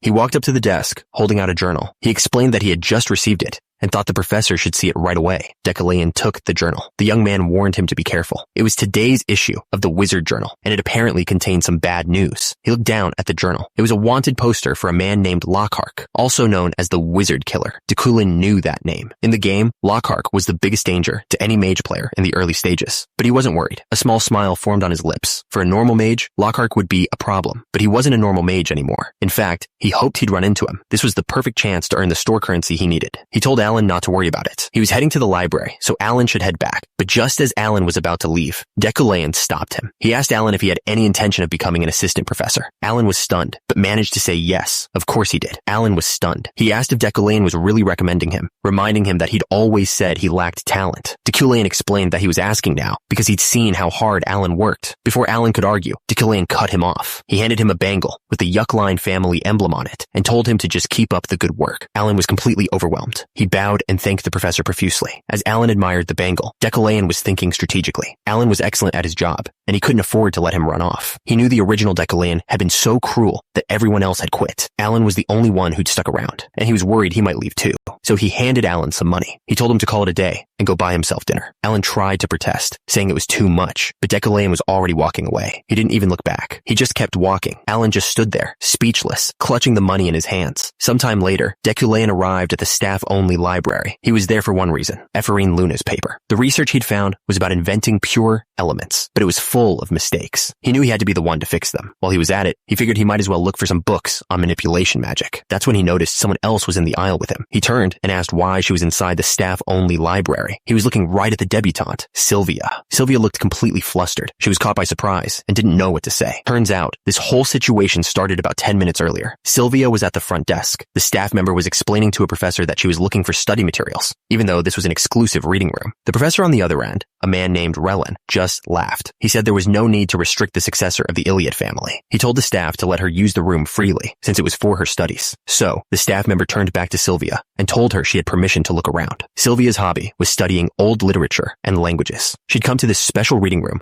looking for a book that covered both, and she found one. It was a novel written in Ethanel, the language of the fairies. Since the fairies disappeared, books like this had become incredibly rare. That's why she was in a place she wasn't supposed to be. And of course, that's when Dekulin walked in. Catching her completely off guard, Sylvia froze, hearing a voice behind her. Of all people, it was Dekulin. She never expected to see him here. Dekulin looked down at her, his voice cold. He demanded to know why she was in a staff-only room. He threatened to call the disciplinary committee. Sylvia's mind was racing. She'd heard he never even came to the library. Trying to stay calm, Sylvia explained she was looking for a document. She told him she already had permission from Professor Relin. Dekulin wasn't impressed. He pointed out that meant the professor and the librarian had broken the rules. In that case, he said, they should be disciplined too. Sylvia was speechless. She didn't know what to say. Just then, the book in her hand began to glow. Before she could react, Dekulin reached out and took the book from her. Dekulin glanced at the cover. He told her she broke the rules just to find a romance novel written in ethanol. Sylvia was shocked. She stammered, asking how he could even read that language, then tried to explain her interest in literature. He handed the book back to her, saying he would let it slide this one time, but he warned her that if she came back without permission again, he would take disciplinary measures. He told her not to use the library just to show off her family's influence. He finished by saying she should just send someone else to borrow books for her. He would take disciplinary measures. He told her not to use the library just to show off her family's influence. He finished by saying she should just send someone else to borrow books for her. And with that, he walked away, leaving her standing there alone. Sylvia stood there, shaking. She felt completely humiliated. All she wanted was to understand fairies by reading novels written in their language. But as she thought about it, a question popped into her head. How did Decalayan know how to read ethanol? The thing is, ethanol is an incredibly difficult language. It doesn't have consistent rules, which is why almost no one can read it. Meanwhile, out in a dense forest, a group of students were chasing something through the trees. They were shouting directions, trying to keep it from getting away. It was some kind of practical training. They were working together, gathering plants and other magical items. Watching over them was Declan. He seemed impressed, thinking that for their first time out here, they weren't scared at all. He was actually proud of them. This place was called the Mountain of Darkness. It was located a short distance away from the university grounds. The mountain was a very important place for the magic tower. It served as a training ground for real-world experience and was full of rare magical ingredients. Because of this, it was also incredibly dangerous, filled with beasts and other threats. That's why the magic tower had protective barriers and always had a professor on duty to patrol the area. Another professor approached Decalain. He explained that they still hadn't decided who would be on patrol duty for the week and asked for his suggestion. Decalain immediately volunteered himself. The other professor was completely caught off guard. The professor was incredibly impressed, saying Decalain was a great example for everyone else. But Decalain knew his reasons for volunteering weren't so noble. And there it was. A side quest had just appeared. The Darkness of the Magic Tower, offering store currency and another reward. As night began to fall, he felt a strange energy pulling him from deep within the woods. He realized this must be why the system had just given him that side quest. He knew something was about to happen that would turn this place into something out of a horror story. With the training session over, the students started packing up. They said their goodbyes, getting ready to head back. 9 hours later, at a cafe near the Magic Tower, things were a lot more cheerful. Someone was admiring the desserts, saying they looked almost too pretty to eat. The table was covered in fancy treats, piled high with fruit and cream. It was Ephraim. She was treating her friends, proudly telling them to dig in, since she now had 100,000 elm to spend. Her friends all cheered. It was a celebration. One of her friends mentioned she'd already submitted the plan to start a new club. She was worried not many people were signing up, but another friend told her not to worry. Then the conversation shifted. Someone brought up the training session at the Mountain of Darkness. Ephraim confirmed that 50 people had volunteered, even though accidents happen there all the time. And just as she said that, a terrible feeling washed over her. Something was wrong. Suddenly, a sound cut through the air. Ephraim and her friend froze,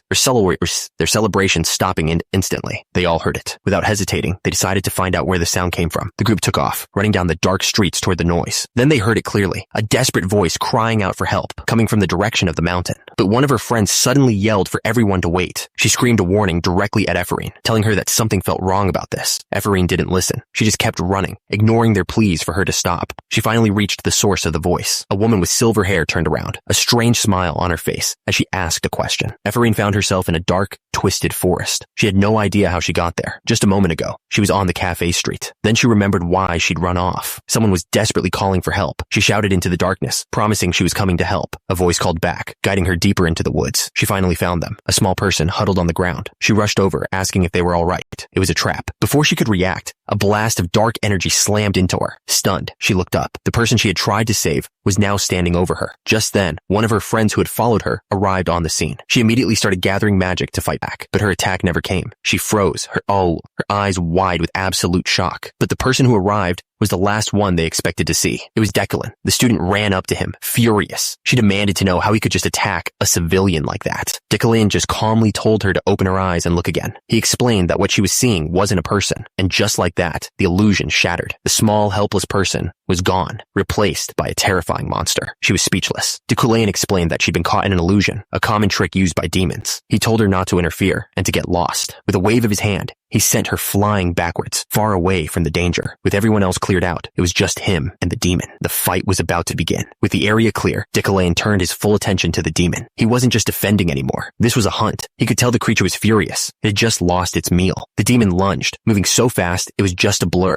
But Declan didn't even flinch. The demon's attack hit nothing but air. He rose into the air, looking down on the creature. That's when he saw the glowing core on its forehead. The demon's main weapon was illusions, but his mental defenses were just too strong. Its tricks were completely useless against him. He could feel his bloodline reacting. This was what he was made for. The demon could feel it. There was something about Deculane's bloodline that filled it with an uncontrollable rage. But Deculane felt it too. A cold fury was taking over. The system explained his Euclid attribute. It was an ancient power made for taking down demons, purifying the very air around them. But it came with a price. It made him far more aggressive. That power was now fueling a deep hostility inside him. The famous demon hunting legacy of his family was coming alive inside him. He had only one thought. This demon would not survive. The demon felt the pressure, the rage coming from Deculane, suffocating. It lunged forward in a desperate attack, but Deculane was already moving, ready to end this. The system confirmed it. He'd completed the side quest and earned an achievement for defeating his first demon. As he looked down at the dead creature with disgust, the system notified him that he had unlocked the Euclid attribute from his family's bloodline. But he knew this wasn't just a random attack. The appearance of this demon meant the real story was just beginning. He looked up, understanding the weight of what was coming. This was the signal he recognized from the game he created. The world was now running on its own, without a player to control it. The next morning, things were quiet at the university clinic. Ephraim Luna slowly opened her eyes. She shot up in bed with a gasp. A nurse calmly told her she was awake. Ephraim was completely lost. She asked what happened, only remembering being in the woods. The nurse started to explain. A demon had appeared in the mountains the night before. Ephraim had been caught in its bewitching spell and passed out. Someone found her and brought her to the clinic. Because of the attack, the whole mountain was now shut down while the magic tower investigated. Then came the worst part. The person who saved her was Professor Deculane. Ephraim couldn't believe it. Of all people, it had to be him. She quickly asked what day it was. The nurse told her she'd been unconscious for 36 hours. It was Wednesday, and that's when it hit her. She was late for her special lesson. Back in the classroom, the other students were already waiting. She sprinted all the way there, arriving completely out of breath. She had just barely made it.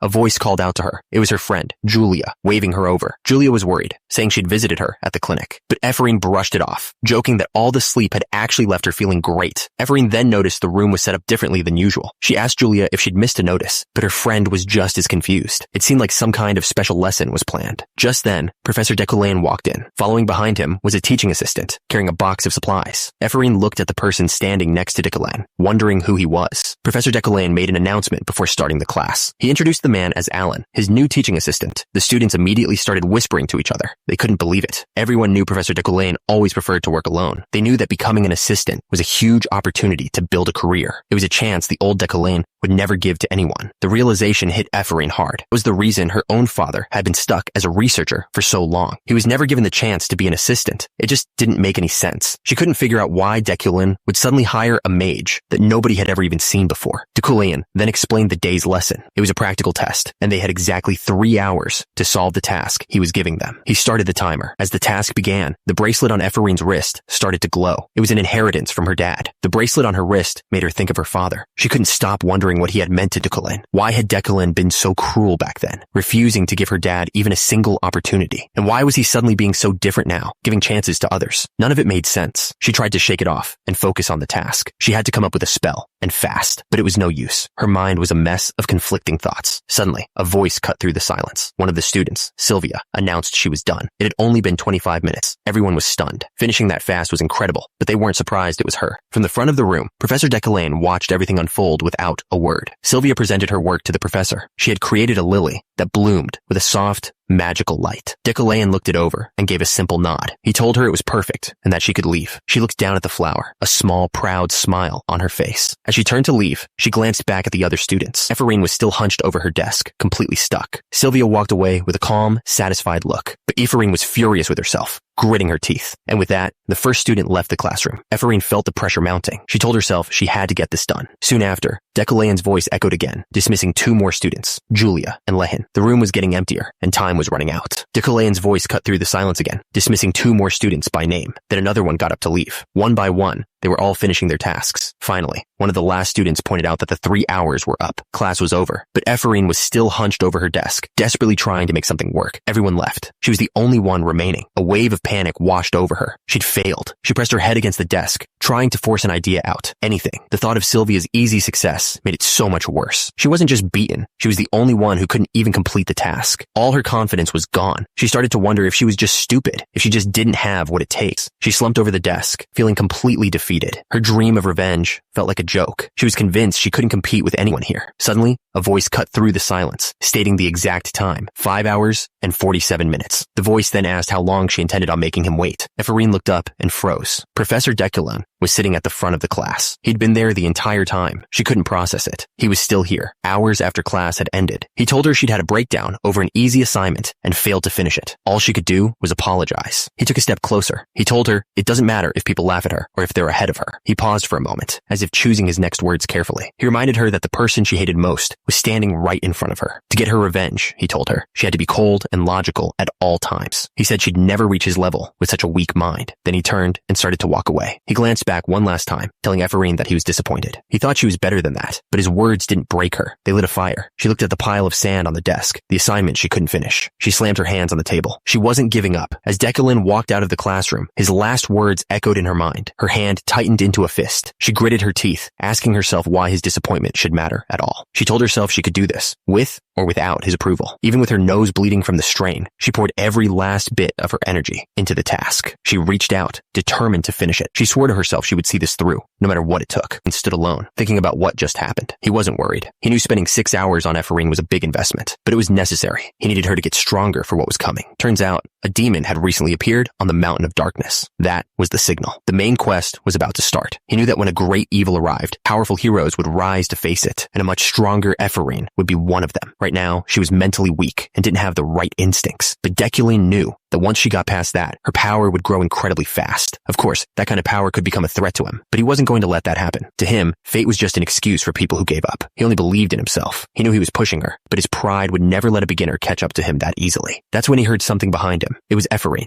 She threw the door open and stormed out. She walked down the long, empty hall, heading straight for him. Deculon just watched her come, a small smile on his face. Then, right in front of him, a flower made of pure light began to bloom. He watched it form, not saying a word. He announced the time it took her, 6 hours and 25 minutes. The assignment was finally complete. He picked up his pen and started writing her evaluation. He noted that even though she finished, she still had all the classic weaknesses of someone who wasn't formally trained, but he wasn't finished writing. He added that the quality of her work was so good, it could honestly compete for first place. Just then, a notification popped up. The system confirmed a side quest was complete, and he'd earned 1 store currency. With that taken care of, Deculon decided it was time to head back to his residence. But as he was leaving, a voice called out his name. A huge man with long white hair was standing there, laughing. He called out a friendly greeting, saying it had been a long time. Deculon was not happy to see him. He couldn't figure out what this guy was doing here. This was Zeit von Bruggen-Freiden, a man known for his incredible strength. This was Zeit von Bruggen-Freiden, the current head of the Freiden family. He was also Julie's older brother. Turns out, he was the one who had pushed for the engagement between Deculon and Julie in the first place. And most importantly, the man was a monster in combat, ranked 3rd in initial strength, even stronger than Ganesha. Deculon's mind raced. He couldn't understand why a man with that much power would suddenly show up here. His thoughts immediately went to Julie's snowflare stone. A cold sweat ran down his neck. This was a death variable, a situation he hadn't planned for. He had absolutely no way to defend himself against this monster. Zeit's voice boomed, saying it was a pleasure to see him. He mentioned he'd heard rumors that Deculon and Julie weren't getting along, and that he'd been worried. So, Zeit suggested they all have dinner together this week to sort things out. Deculon knew it wasn't a request. For now, the man was being friendly, but that could change in an instant. Deculon knew he was trapped. He kept his composure and agreed to the dinner. Zeit let out a loud laugh, pleased with the quick decision. He clapped Deculon on the shoulder, explaining that he'd already prepared a special menu and arranged everything. It was all settled. Then his expression changed. The smile was still there, but it looked dangerous. He told Deculon he'd see him soon. As Deculon watched him leave, he realized the man hadn't even given him a chance to say no. No. It was more than that. Zeit had set up the entire conversation so that refusing was impossible from the start. He knew that for a man like Zeit, the family household came before anything else. Getting in the way of his plans would be a huge mistake. There was no way to cancel this appointment. The next day, at the Freiden household, an argument was breaking out. One person was shouting that they didn't want to go, while another demanded to know why they were so against it. Julie shouted that she wouldn't go. She insisted they both hated each other. And besides, she was too busy training the knights to waste time meeting him. Her brother, Zeit, just scoffed. He asked if she was really just sulking because Deculon had taken 1 little stone from her. Julie yelled back that it wasn't about that at all. From a distance, Deculon watched the whole thing unfold. Zeit tried to reason with her, pointing out that Deculon had bought special metal that could only be used for a weapon. He suggested it was probably for her, but Julie cut him off, furious. She declared that if Deculon actually presented her with a sword, she would break off the engagement immediately. Zeit's expression hardened. The argument was over. A powerful energy flared around him. His voice dropped, and he warned Julie to think very carefully about her next words. She stood her ground, facing the full force of his anger without flinching. Zeit told her that her feelings were foolish. He reminded her that there was no place for emotions in politics. He asked if she had feelings for someone else, but she quietly admitted there was no one. Zeit couldn't understand. He asked if this was about Deculane's reputation, but she insisted it wasn't. He demanded to know the real reason for her refusal. With that, he turned away. He ordered her to be on time for the meeting, saying they would settle everything then. Julie walked away, defeated. Her knight, Veron, followed close behind her. Her hand tightened into a fist. She was done being pushed around. With a scream, she drew her sword. All her frustration exploded into a single, powerful strike. Her blade hummed with energy, the ground shaking from the force of her attack. The energy from her attack slowly faded. Her knight, Veron, watched her from a distance, letting the moment settle. Veron's voice broke the silence. He told her that her sword was wild, reflecting her feelings. Julie just said his name. Veron looked at her, his expression serious. She looked down, embarrassed. She apologized for showing him such an ugly side of herself. But Veron told her not to worry. He understood completely. He then went on, saying he couldn't believe her brother was forcing her to marry such a terrible man. But before he could finish, Julie cut him off. She reminded him that it wasn't proper for a knight to talk about someone like that. The two of them stood there in silence. Veron didn't know what else to say. Julie smiled softly. She told Veron not to get his hands dirty for her, insisting she was fine. Veron just stared back, his expression unreadable. He didn't say a word. Julie announced she was heading back and told him to get ready. Veron simply agreed, but as he watched her, something in his eyes shifted. A decision was being made. He watched her walk away, his mind completely fixed on her, and that's when it hit him. He thought to himself that he'd finally found an answer to all this pain, a way to prove his loyalty. He gripped his sword. This was something only he could do. He made a silent promise. He would make her happy, no matter what it took. Deculanean walked across the campus, his mind already on the future. He'd spent over 6 hours on Ephorine, but he knew it was a necessary step. He could feel the world shifting around him. The main quest was about to begin. Far away, the mountain of darkness, a new threat was stirring. Word was spreading that a demon had appeared. This news reached the assembly of elders at a place called Burt. They knew what they had to do. Their magic was created for one reason, to crush demons. With a new one on the loose, it was time to act. The lead elder gave the order, send a letter to the 12 sorcerers. They were being summoned by Burt to deal with the demon threat. Meanwhile, unaware of this, Deculanean was back at his estate. He had finally finished organizing all the items he'd won at the auction. He decided to equip 2 of them right away. Rufarin's ring for mana recovery, and the ancient rune necklace to store extra mana. The rest, he'd lock away in a vault, just as Ganesha suggested.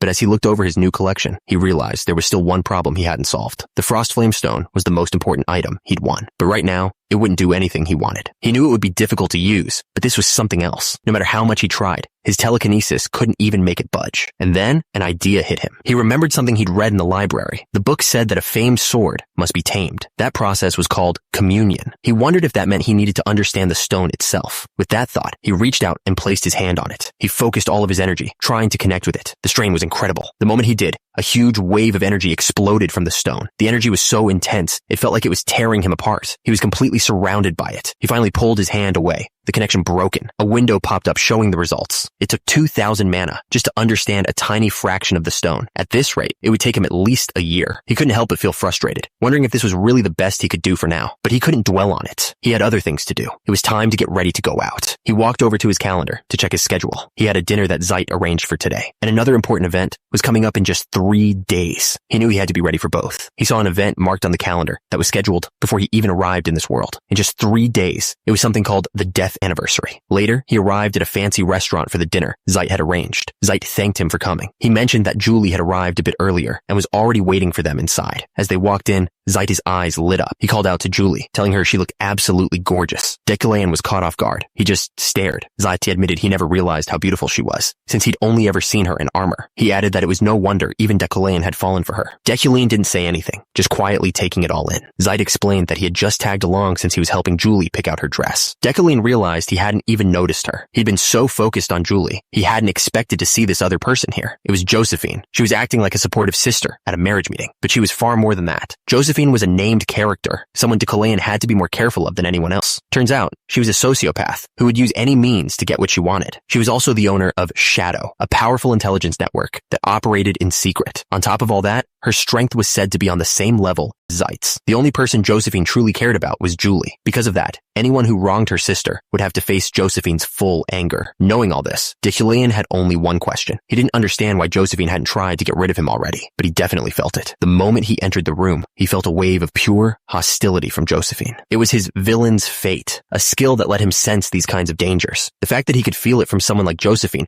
meant this was a serious death flag. He knew the only way to get through this was to prove he was serious about Julie. Zeit got straight to the point. He asked Deculanean when they should hold the ceremony, reminding him it had already been 3 years. Julie tried to interrupt, calling out to Zeit, but he cut her off, telling her that the adults were talking. Julie fell silent, unable to say another word. Decolain looked at Julie. She was telling him to speak his mind. He took a steadying breath. Across the table, Josephine watched with a sly grin, enjoying the show. Then, Decolain spoke. He announced that he was leaving the decision completely up to Julie. If she didn't believe in their marriage, he was prepared to end the engagement. Julie froze, completely stunned. Zeit slammed his hands on the table. He couldn't believe Decolain would talk about ending the engagement so carelessly. He demanded to know if they were having problems, telling them to just work on their relationship. Julie was shaking with anger. He reminded them that breaking an engagement wasn't a simple thing. The family elders would never approve. That's when Julie finally snapped. She screamed, demanding that everyone leave so she and Decolain could speak alone. Julie begged him to just leave them alone. Zeit sat there, saying nothing. Finally, Zeit stood up, clearly not happy about any of this. Josephine waved from the doorway, sarcastically wishing them a nice chat as she left. And just like that, they were alone. The room was completely silent. Decolain broke the silence. He asked her what she was trying to do this time. Julie's eyes narrowed. She was clearly struggling to find the right words. Outside the room, Josephine took a sip from her glass. Zeit just stood behind her, waiting. She turned to Zeit and asked him what he really wanted. Finally alone, Julie looked at Decolain and asked him what he really wanted. Decolain didn't answer right away. He knew they weren't truly alone. Someone was listening. He was sure of it. Right on the other side of that door, Josephine was listening to every single word. Decolain realized her cheerful goodbye was just an act. He was sure she'd used it as a chance to plant a listening device, because there was no way she'd just leave them alone. But this was actually an opportunity. Josephine had no idea that he knew she was there. He knew the original Decolain genuinely loved Julie. If he could just make Josephine believe that those feelings were real, this whole situation could change. Decolain started to speak, choosing his words carefully. He was performing for two audiences, Julie in front of him and Josephine right behind the door. He knew that if he played this just right, he might be able to remove one of the many death flags hanging over his head. He looked at Julie and told her that what he'd said earlier was simply his truth. And just as he suspected, Josephine was right outside, hanging on every word. Julie turned back to him, completely confused. She couldn't understand what he meant by his truth. Decolain explained that ending the engagement wasn't something they could just do. Things had gone too far, and their families would never allow it. Hearing this, Julie's anger flared. She slammed her hand on the table, demanding to know what kind of cruel trick he was planning this time. She reminded him of how he'd used his connections to force the engagement in the first place, promising her family's elders whatever they wanted and saying anything to convince her. He looked at her, his expression serious, as he started to explain. She threw his own words back at him, his claim that fighting was too dangerous for her. Her anger was boiling over. She accused him of using that excuse to force her out of the night order. She reminded him how he tried to make her captain of a group his family controlled, and when she refused,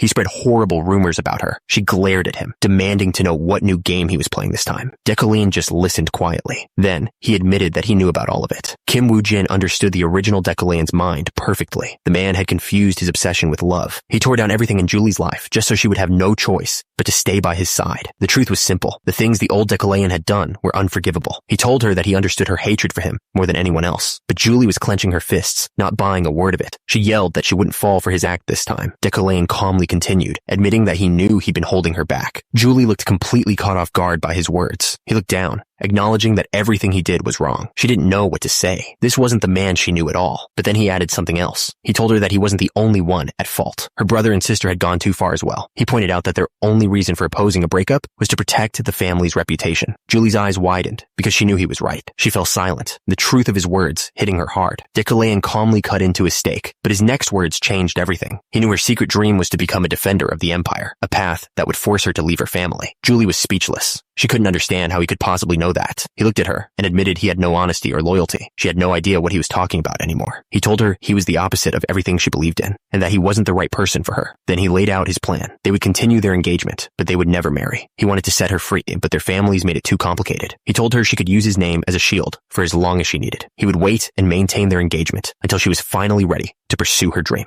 Julie was completely lost. She demanded to know what he was planning and why he was suddenly saying all of this. Decolain told her he wasn't expecting anything in return, but he admitted there was one small thing he hoped for. All he wanted, he said, was for her to smile at him once a month. He looked at her seriously and said that was all he wanted. Julie's eyes went wide. She was so stunned she couldn't even speak. Outside the room, Josephine couldn't believe what she was hearing. In his mind, Decolain reminded himself this was all an act. He was just saying what she wanted to hear to avoid a death flag. But as he looked at her, he felt something else, too. Julie was completely flustered, demanding to know why he would suddenly ask for something like that. Watching her, Decolain couldn't help but think she looked adorable. He had to admit it. The love that the original Decolain felt for Julie. He realized it had become his own. Julie, still flustered, accused him of trying to win her over with embarrassing words. She tried to compose herself. She insisted that she would never fall for his schemes. Decolain just laughed. That only made her more flustered. and she demanded to know why he was laughing. Listening from the hallway, Josephine started to wonder. As embarrassing as it all sounded, she questioned if his feelings might actually be real. She decided to just watch for a little longer. The tension in the room had completely changed. That's when a message from the system appeared. He had successfully avoided another death flag and earned a reward. 3 days later, he was on the move. He sat in the car, thinking about how quickly the time had passed. The reason for the trip was simple. It was the anniversary of a death. He arrived at a cemetery, walking alone among the graves. Just being there was enough to stir up feelings, the air heavy with memories. The setting sun cast a golden light over the cracked tombstones. He felt a deep connection here, like his heart was already a part of the ground he walked on. This was the place that held his memories. Because this anniversary wasn't for Declan. He stood in front of a memorial for those who had served. It belonged to Kim Woo-jin. This was the day he lost his sister, and he remembered a conversation he had late one night at the office. He told his colleague he was going to put an Easter egg in the game. That's when his team leader jumped in with an idea of her own. She thought they should add a little more to Declan's background, arguing that he was an important mini-boss, but Kim Woo-jin wasn't having it. He told her not to bother, reminding her they were already working full night shifts. He said it wouldn't help sales and would just increase their workload. She insisted it was important, but he was already tired of the conversation. She just smiled and said that they had to put their hearts into the game. He sighed, calling it nonsense, but he told her to just do what she wanted, knowing she wasn't really asking for his opinion anyway. She just replied that it was a good idea and wouldn't be pointless at all. That's when she told him her idea. The reason it mattered so much to her was because Declan had a fiancé that he lost. He thought about Yuara. She was always so excited about her ideas, but he couldn't figure out what she found so fun about this one. He remembered her teasing him in the office, acting surprised that he was being considerate to their team. He wondered what joke Kim Woo-jin had left in the game as an Easter egg and what had made her laugh so brightly. To understand everything, he knew he had to find these traces of his past life. But looking at what she'd done, he didn't know whether to call it brilliant or just cruel. He stood before the tombstone, a single question running through his mind. Why did she engrave her own name on it? The pieces didn't fit. Declan was modeled after Kim Woo-jin, so why would Yuara use her own name for Declan's dead fiancé? He stared at the name carved into the stone, the question hanging in the air. Just why? He stared at the name, and a single thought hit him. Was this her way of thanking him? He reached out and touched the cold stone. That one simple word was enough to send a shock through his entire body. It was almost like he could hear Yuara's voice whispering to him, and just like that, memories of their days together came flooding back. He remembered the way she praised his drawings with a shy smile. He remembered her giving him a coat when he was shivering on a cold winter night. He remembered her holding him, telling him she loved him. He remembered her lifting him up when he was tired, and the 7 years she spent always by his side. Those were his memories of her, and now he was all alone. But his private moment was being watched. Someone was hiding in the bushes, staring right at him. The stranger's face was twisted with pure hatred. They screamed that they had finally found the filthy mage they were looking for. But just like that, the sadness was gone. The cold, unshakable personality of Declan took over, which was exactly what he needed right now. He looked up as a shadow fell over him. He got to his feet and faced the man. He knew this person. The man was surrounded by a dark, dangerous energy. He confirmed his name was Lockhart. Lockhart was surprised Declan knew his name. He snarled, insulted that such an arrogant mage would dare to even say it. Declan wasn't fazed. He knew exactly who this was. Lockhart, the wizard killer. As a game developer, he knew this guy was a mini-boss designed specifically to hunt mages. The reason Lockhart was such a nightmare for magic users was his unique ability, magic nullification. Declan felt it instantly, a strange pressure that seemed to erase magic from the air around him. He tried to use his own magic, but it was like fighting against a wall. In the game, this kind of ability was basically a cheat. The worst part was that Lockhart's power had no real weaknesses or limits. Just being inside his range was enough to make all magic completely useless. Lockhart laughed, smashing his fist into the ground. He screamed that a stupid mage stood no chance against him.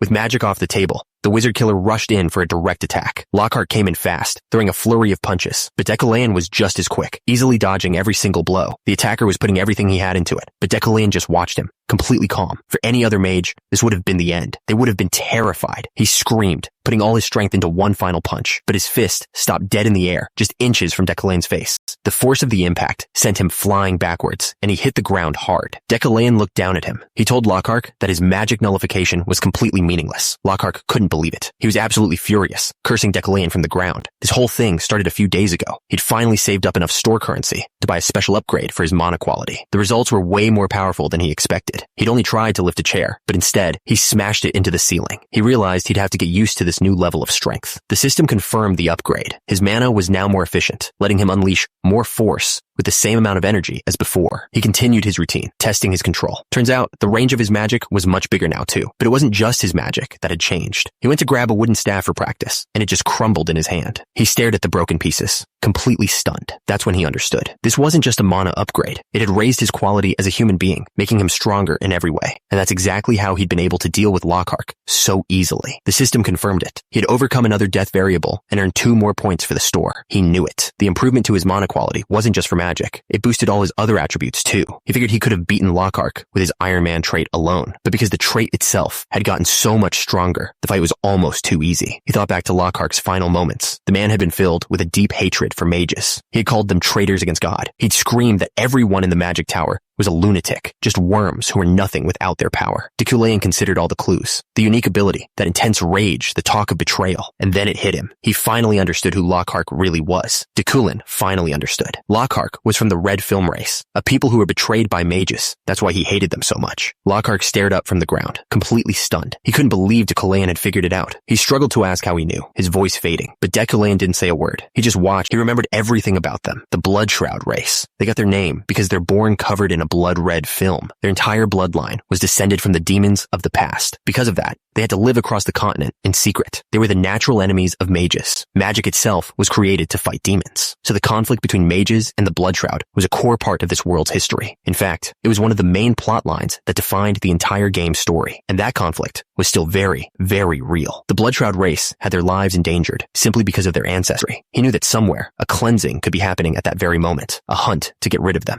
Dekulain looked down at the defeated man. He told Lockhart that he understood the years of pain his people had gone through and that it was a shame, but he warned him that killing an innocent mage would make him no better than the people he hated. Lockhart exploded with anger. He screamed at Dekulain to shut up and just get it over with. Dekulain calmly replied that he knew because the Blood Shroud race was innocent too. Lockhart was completely stunned. He couldn't believe what he was hearing from a mage. Dekulain declared his full name, stating that he was from the honorable house of Euclid, a family that had never lost its dignity. Lockhart scoffed, accusing him of being arrogant right up to the end. He started to say that the only time he'd ever lost his own dignity was when he had to face a demon. Lockhart sneered, saying that the only time a noble loses their dignity is in front of a demon. He explained that the Euclid family, who have hunted demons for ages, have an instinct. Their blood burns, and they seize up whenever they face one. Dekulain looked down at him and asked a simple question. Did he lose his dignity and composure? Or did he get shaken up by any of Lockhart's attempts to provoke him? Did he act like a wild animal, losing control? The answer was no, because Lockhart and his people weren't demons. They were human. Lockhart's eyes went wide. He finally understood. Dekulain explained that this composure, this control, that was a true noble's dignity. Just then, another man appeared, scrambling on the ground. He looked up at Dekulain as shouts echoed through the trees, telling people to hurry. Before the man could get up, Dekulain moved. He delivered a single, brutal kick right to his chest. The man hit the ground hard, blood spitting from his mouth. Dekulain looked down at him and said if he was smart, he'd stay still and let himself be arrested. That's when an officer in a uniform ran up and saluted sharply. He introduced himself as Inspector Rope. The inspector was amazed by Dekulain's kick, calling the man on the ground a murderous bastard. He asked if he should kick him some more, but Dekulain simply told him to leave it. With the situation under control, Dekulain raised his hand. Blue energy started to swirl around it,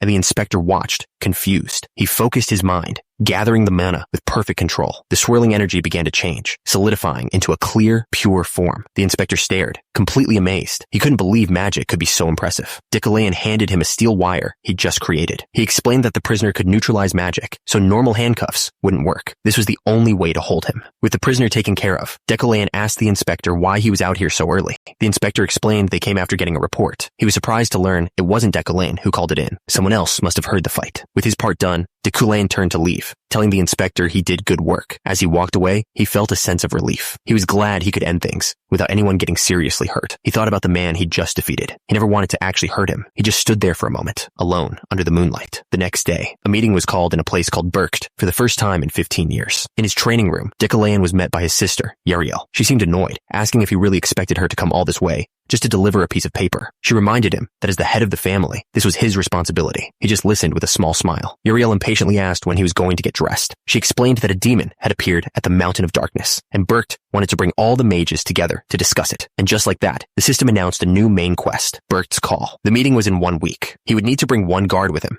Uriel offered to find someone for him, suggesting a former mercenary named Jeff. But Dekulain immediately shut her down. He didn't need her help. Uriel scoffed at her own idea. She said Jeff was more used to driving cars than fighting these days. She was serious, though. She insisted that he couldn't just go alone. She warned him that the journey to Berkt was incredibly dangerous, and there was no guarantee he'd survive it. Deculain just listened. He looked at her and asked if she was worried about him. Yariel immediately freaked out, telling him not to say such gross things. She claimed she only needed him alive, so she could officially take his position as head of the family. She was clearly flustered, trying to move on. She told him to leave it to her. She would find a trustworthy place to hire a guard. The place she had in mind was a training ground for knights. They were sparring hard, a clash of steel and shields. A knight commander watched over them, shouting at them to maintain their focus. Elsewhere, a vice captain of a knight order stood outside, clearly worried about something. He asked someone what he should do, but the other person didn't understand what he was talking about. Suddenly, a man named Veron appeared behind him without a sound. The vice captain jumped, completely startled. He yelled at Veron, telling him he should at least make some noise when he moves. He explained that their order had received a huge commission, but something about it bothered him, and he wasn't sure if they should accept it. Veron told him to just share his concerns with their captain. The vice captain admitted that he was finding it hard to even bring the topic up with her. Veron got straight to the point. The commission was to guard Deculain. He explained that the job was officially to guard the whole train, but he knew it was just a way to trick them into protecting Deculain, since they would have refused otherwise. The vice captain was shaking with anger. Veron told him they had to accept the commission. He explained that guarding an entire train was a huge opportunity. If they succeeded, their order's reputation and finances would get a massive boost. The vice captain was still worried, reminding Veron about the history between their captain and Deculain. He tried to convince himself, saying their captain was too professional to let personal feelings interfere with the mission. But he didn't sound very sure. Seeing the other man's hesitation, Veron decided to handle it himself. He told him he would go speak to the captain. And their captain. She was not someone you'd want to have a difficult conversation with. High in the northern mountains, there's a place called Berkt. It's the home of the most powerful mages, known as the Elders. This is where every school of sorcery on the continent sends their ideas. The decisions made here are absolute, followed by everyone. Berkt's influence is so huge, it's basically the pillar of the entire magic world. And their big meeting, the summoning assembly, only happens once every few decades. So, for a mage to get an invitation to the assembly, it's a massive honor. It means you're recognized as one of the greatest. But there's another side to it. A summon from Berkt isn't just an honor. It's also known as the Mage's Grave, and that's exactly where Deculain was headed. He and his companions stood on the platform, waiting for the train to Berkt. One of his companions asked if he had prepared everything thoroughly. Deculain didn't even hesitate. He just told him not to worry. At the station, Julie waited anxiously. She saw him approaching in the distance. Deculain walked calmly through the station. His companion was amazed by the snow, pointing out how far north they'd traveled. As they got closer, they were greeted by the people waiting for them. An official explained that from this station onward, the Order of Fraheim would be guarding the train. He then gestured towards their captain, Julie. Julie's face turned bright red. She stumbled over her words, promising to guard him and make sure he had a comfortable trip. She stood there, completely stiff. Deculain just looked at her, confused by the strange greeting. Then she remembered something he'd told her a long time ago. He had said it would be nice for her to show him her smile at least once a month. Her mind started racing. She wondered if she was supposed to smile right now, and if she did, how should she do it? A big grin, or just a little one? She was completely lost. The official looked on, completely amazed. He knew how much Julie hated Deculain, but she was still doing her job perfectly. He had so much respect for his captain. Just then, another man stepped forward to take over for Julie. He looked at Deculain and introduced himself. His name was Veron. He explained that he was the one assigned to guard duty for this trip. He then added that the other two were just there to show their respect, since he was the one handling the mission. The official quickly jumped in, telling the professor not to worry. He promised that Veron was one of the most skilled men in their entire order. Deculain listened quietly. He wasn't just going to take their word for it. Just in case, he decided to use his sharp eyesight skill to see for himself, but his skill didn't show him anything special. Deculain wondered if he was just being too suspicious. Veron explained that each cabin had an assigned escort. He would be personally in charge of the professors. With that settled, he wished them a safe trip. As soon as he was done talking, Julie turned and walked away without a single word. She just left them all standing there on the platform. Veron watched her go, clearly confused by her sudden exit. But Julie wasn't calm at all. Her face was bright red as she gritted her teeth, completely overwhelmed. One of the other knights noticed her expression and called out to his captain, his voice full of worry. Deculain just watched her go with a little smirk. He thought to himself that at least she'd kept her promise. With that, the train pulled out of the station,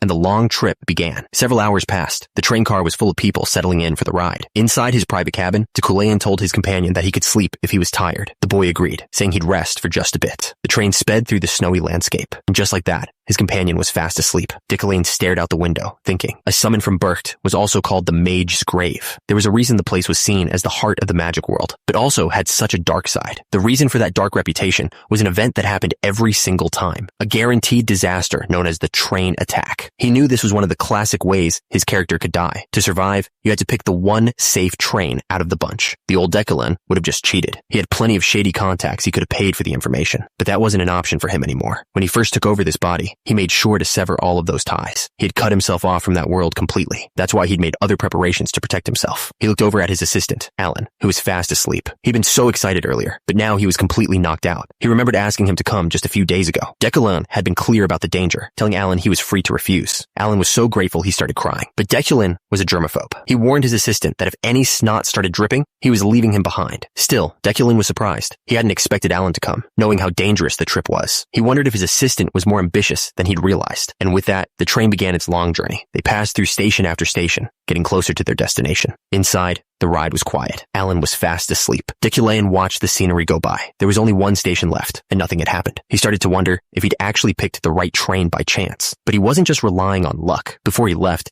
he'd used his Midas touch skill on his entire suit, secretly increasing its defensive power. And that wasn't all. He had also strengthened several weapons and hidden them all around the inside of the train. He was ready for a fight. He'd even used his power on Alan's clothes, making sure his assistant was protected too. He sat there, just thinking. All those preparations had used up a lot of his mana. He started to wonder if it had all been a waste, but he quickly pushed that thought away. It was better to be ready for a fight that never came. He really just hoped the rest of the trip would stay quiet. The train kept moving, crossing a huge bridge high up in the snowy mountains. And that's when it happened. A massive explosion ripped right through the side of the train. The quiet was over. The story jumps back a few days, before Deculin even left for his trip. On another train, a man was talking to a young woman. He asked her if she was getting a lot of assignments at the magic tower. She explained that there were a lot, but she'd also missed a few classes. He laughed, impressed that she worked so hard, even though she was destined to become an archmage. She insisted that if she didn't put in the work, she'd never reach that level. Her serious answer seemed to make him think. She wasn't worried about a student named Deferkin, but she was disappointed about something else. She had wanted to attend more of Deculin's lessons. She turned to her father and asked why they had to leave for the Berkt summoning so early. Her father didn't answer right away. He just stared out the window with a heavy look on his face. Finally, he asked if she'd ever heard the stories about the trip to Berkt. He called it the graveyard of mages. She was shocked, admitting she thought it was just a ghost story. Her father told her it wasn't just a story. The danger was real. He explained that mages always lose their lives during the trip. 15 years ago, 11 of them didn't make it back. He went on, saying that being summoned was a sign of a great family. If they attended, their name would be remembered forever. But there was a catch. If a family was summoned and couldn't make it, they were expelled from the register for good. And the most important rule of all, a new family would always be chosen to fill that empty spot. He asked her what the easiest way to bring down a great family would be. The answer hit her all at once. The trip to Berkt was like walking on thin ice. It was a place where ambitious families tried to climb higher by taking out the ones already at the top. Sylvia's eyes widened. It was all starting to make sense. Her father told her that was why they were rushing. He had received information that a group was planning to attack the train. Since she was coming with him, he wanted to be as careful as possible. He knew that if their plans were found out, it would cause a huge problem. He decided it was time Sylvia learned just how cruel their world could be. He asked if she really thought any of the great families started out that way. He said if anyone was to blame for the way things were, it was all of them, every sorcerer. He explained that mages losing their lives on the way to this assembly was just part of the process. Basically, everyone just accepted it as a kind of natural death in the world of magic. A few days later, Deculin was on that very train. His assistant, Alan, was fast asleep beside him. And just like that, a massive explosion tore right through the side of the train car. The attack had begun. The blast ripped through the metal, shaking everything. An enemy watched from a distance, but inside, Deculin didn't even flinch. His eyes narrowed. That's when a blue light shot out from under him, covering the floor of the train car. Alan woke up to the chaos, completely terrified. He scrambled to the hole in the wall and screamed, pointing outside in disbelief. The entire train was floating in the air, held together by Deculin's magic. Deculin just sighed, glad that all his preparations hadn't gone to waste. The system confirmed it. He had memorized elementary telekinesis. He knew that one decision was the only reason they were still alive. The attackers on the bridge stared in disbelief. One of them couldn't believe it, wondering out loud if all head professors were this powerful. But their leader quickly shut him down. He admitted it was surprising, but reminded them the mission had just begun and that a reward was waiting for them. With that, the attackers moved in. One of them swung through the hole in the side of the train as Alan screamed in terror. He flew through the air, weapon ready. In a second, the entire car was filled with them. They cornered Alan, ready to strike. But Deculin just looked at them with pure annoyance, thinking they were morons. He calmly told them that he'd already expected this. That's when glowing blue shards of glass suddenly appeared, floating in the air all around them. The shards of glass shot through the air, slicing through the attackers. They barely had time to scream before they were cut down. The last one standing just stared in disbelief before he collapsed. Alan was completely freaking out, screaming that they were under attack and asking what was going on. Deculin told him to rest for a bit, and then chopped him on the back of the neck, knocking him out cold. With his assistant dealt with, He could finally focus on the real problem. He turned to another person in the car, a woman named Varen. He ordered her to take Alan to a safe place and evacuate any other passengers. She didn't hesitate. Varen grabbed Alan and leaped right out of the hole in the side of the train. And just like that, Decolayan was alone. He stood by the opening, waiting for whatever came next. As he stood there, a strange thought popped into his head. When he'd knocked out his assistant, the guy's neck felt weirdly soft. His heightened senses picked up on every little detail. He pushed the thought aside. He could figure that out later. First, he had to finish the job. With a flick of his wrist,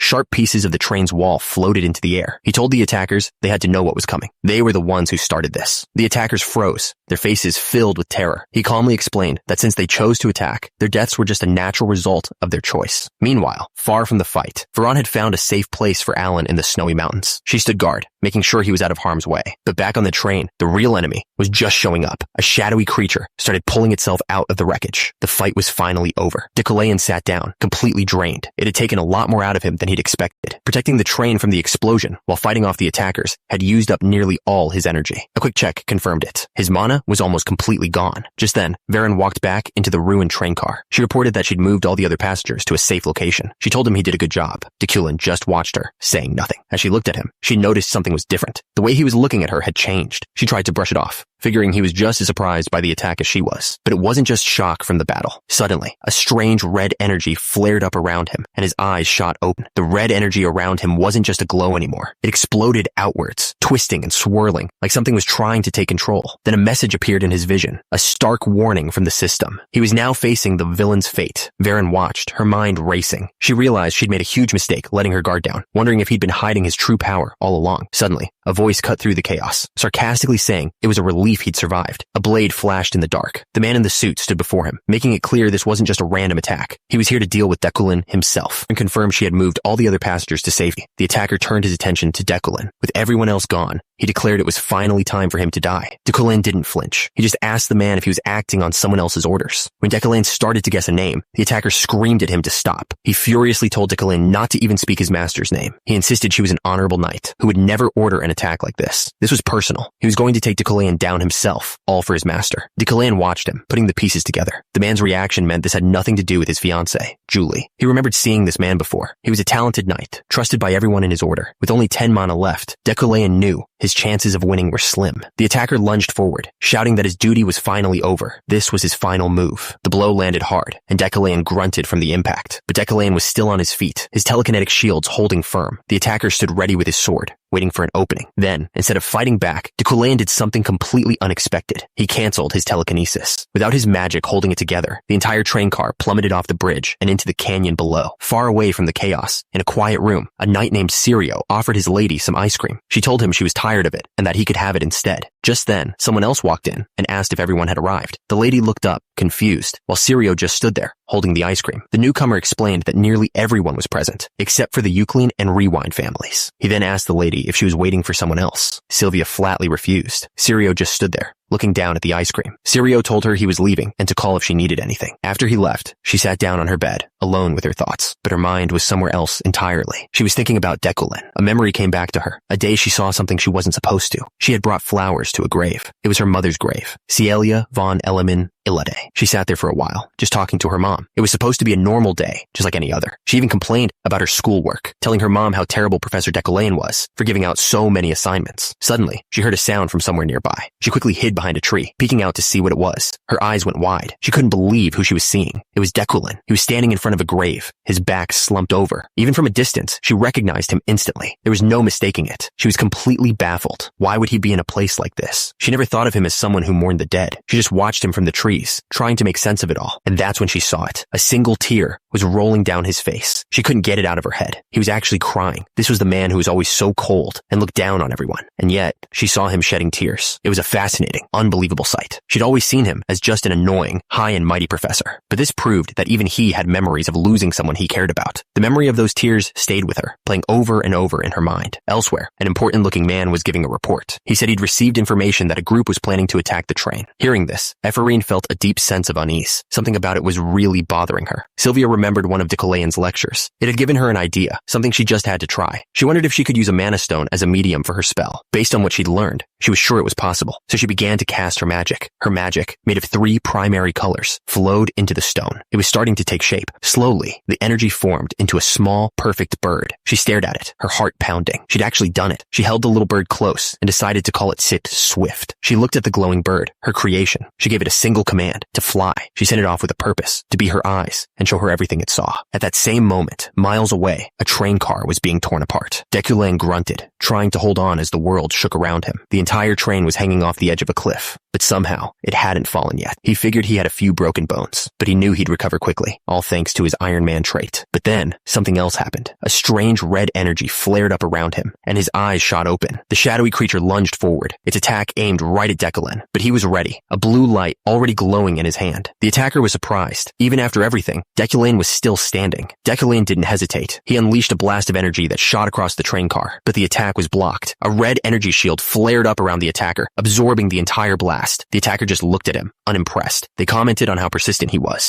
Then, the attacker's own red energy exploded outwards, forming a blade. They charged forward, ready to strike back. The red blade swung down with incredible force. Decollane barely managed to block it. He realized immediately, this guy was on a whole different level. Decollane knew he was in trouble. He admitted to himself that Veron was far stronger than he was right now. Even if he was at full strength, he probably couldn't win this fight, but that didn't matter. A message from the system explained his resolute skill. It was a rare ability that kept his mind from breaking in a fight, making him almost immune to mental attacks. And that was the key. The man known as Decollane would never, ever bend in a situation like this. Veron brought his sword down with full force, but Decollane was ready, throwing up a shield made of sharp, floating crystals. The two of them were locked in a struggle, both pushing with everything they had. The force of the blow was too much. The shield shattered, sending Decollane flying back. He was bleeding, but his eyes were still sharp. He knew he was in a really bad spot. Veron's glowing sword came down in a flash. There was no way to dodge it. He took the hit. As the blade cut into him, a strange thought crossed his mind. He wondered if this was it. Would dying here mean he'd just wake up back in his old life, back at his office? Or was this a real end? Blood splattered against the wall of the train car. But at that exact moment, something else appeared. A golden bird, made of light, flew through the sky above the snowy mountains. The sword was deep inside Decollane. But then the whole train car started to warp and twist. Veron looked confused, realizing the space itself was breaking apart.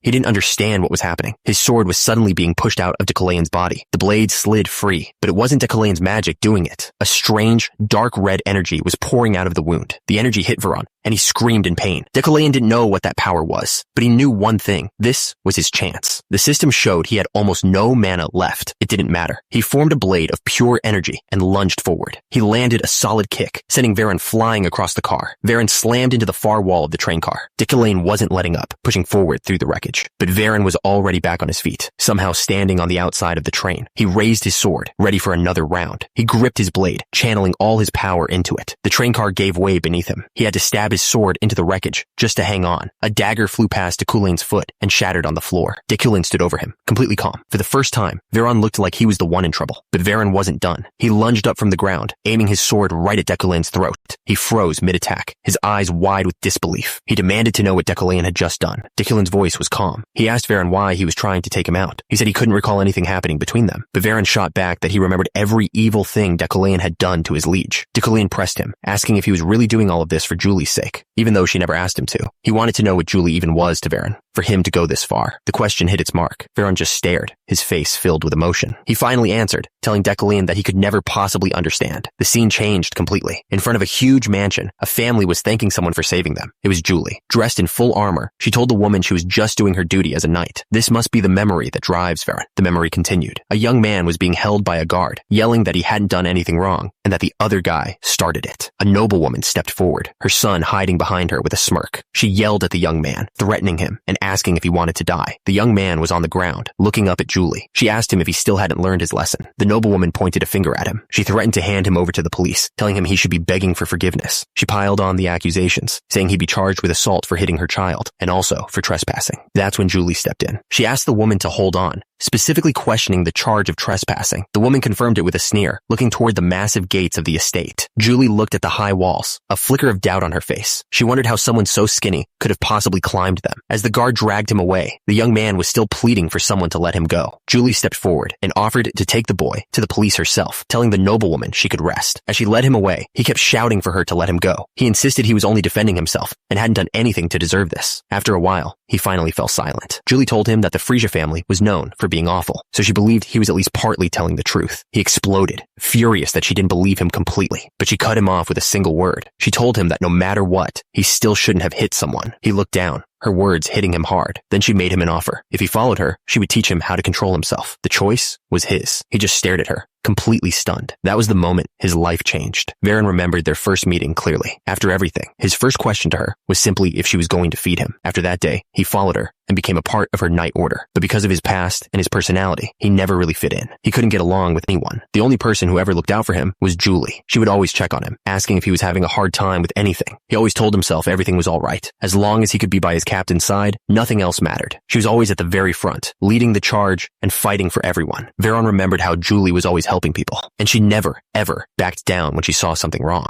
The more he watched her, the more his respect and admiration grew, and that admiration eventually turned into love. Back in the present, Varen admitted that he knew his feelings were just a burden to her, but that didn't matter. He was convinced that Dekulin would one day bring about her destruction, and he had to stop it. He told Dekulin he was going to take him out, no matter what. Dekulin heard him, and the part of him that was still the game developer knew Varen was right. Every bad thing that happened in this world was because of something the original Dekulin had done, but he wasn't that man anymore. He looked Varen straight in the eyes and told him he was wrong. He promised himself he would change what the original Dekulin had done. He was going to make sure it didn't end in destruction. So, instead of attacking, Dekulin reached out and gently touched Varan's head. He held onto Varan's sword arm, pleading with him to wait. He swore that no matter what, he would never harm Julie. All he asked was for Varan to trust him. To prove his point, Dekulin knelt down, his hand resting on the hilt of the sword, still stuck in his chest. His eyes began to glow with a strange red light, but Varen saw the look in his eyes and understood. Dekulin wasn't going to back down, and neither was he. Varen lunged forward, his red energy exploding as he swung his sword. His mind was made up. He declared that no matter what, he was going to end this. But Dekulin just called him a fool. He gripped the blade stuck in his chest, his own blue energy flaring to life. He warned him that this foolish choice, he wasn't just talking, he was doing something completely unexpected, would be the very thing that would make Julie suffer forever. Suddenly, Dekulin forced the sword back out, pushing a massive shard of blue crystal right at Varen's face. Varen froze. He couldn't believe what was happening. Far from the train, Julie was traveling with her knights. She noticed her captain seemed distracted and asked if something was wrong, but he just told her it was nothing. He knew what was really on her mind, though. He asked if she was worried about Varan again, trying to reassure her that he could handle himself. She just laughed and agreed, but he couldn't. Varen was falling into darkness, completely defeated. His last thought was of his liege. All he hoped for was that she would be happy. Back on the mountain, a glowing bird circled above the train. Someone was watching from afar. They were focused on Dekulin, who was still standing by the wreckage. Miles away, Sylvia was getting the report. The news was shocking. Dekulin had dealt with his own guard, but she knew the full story. The knight had attacked first, and Dekulin was only defending himself. A man came to get her, reminding her that the assembly was about to begin. Sylvia agreed it was time to go,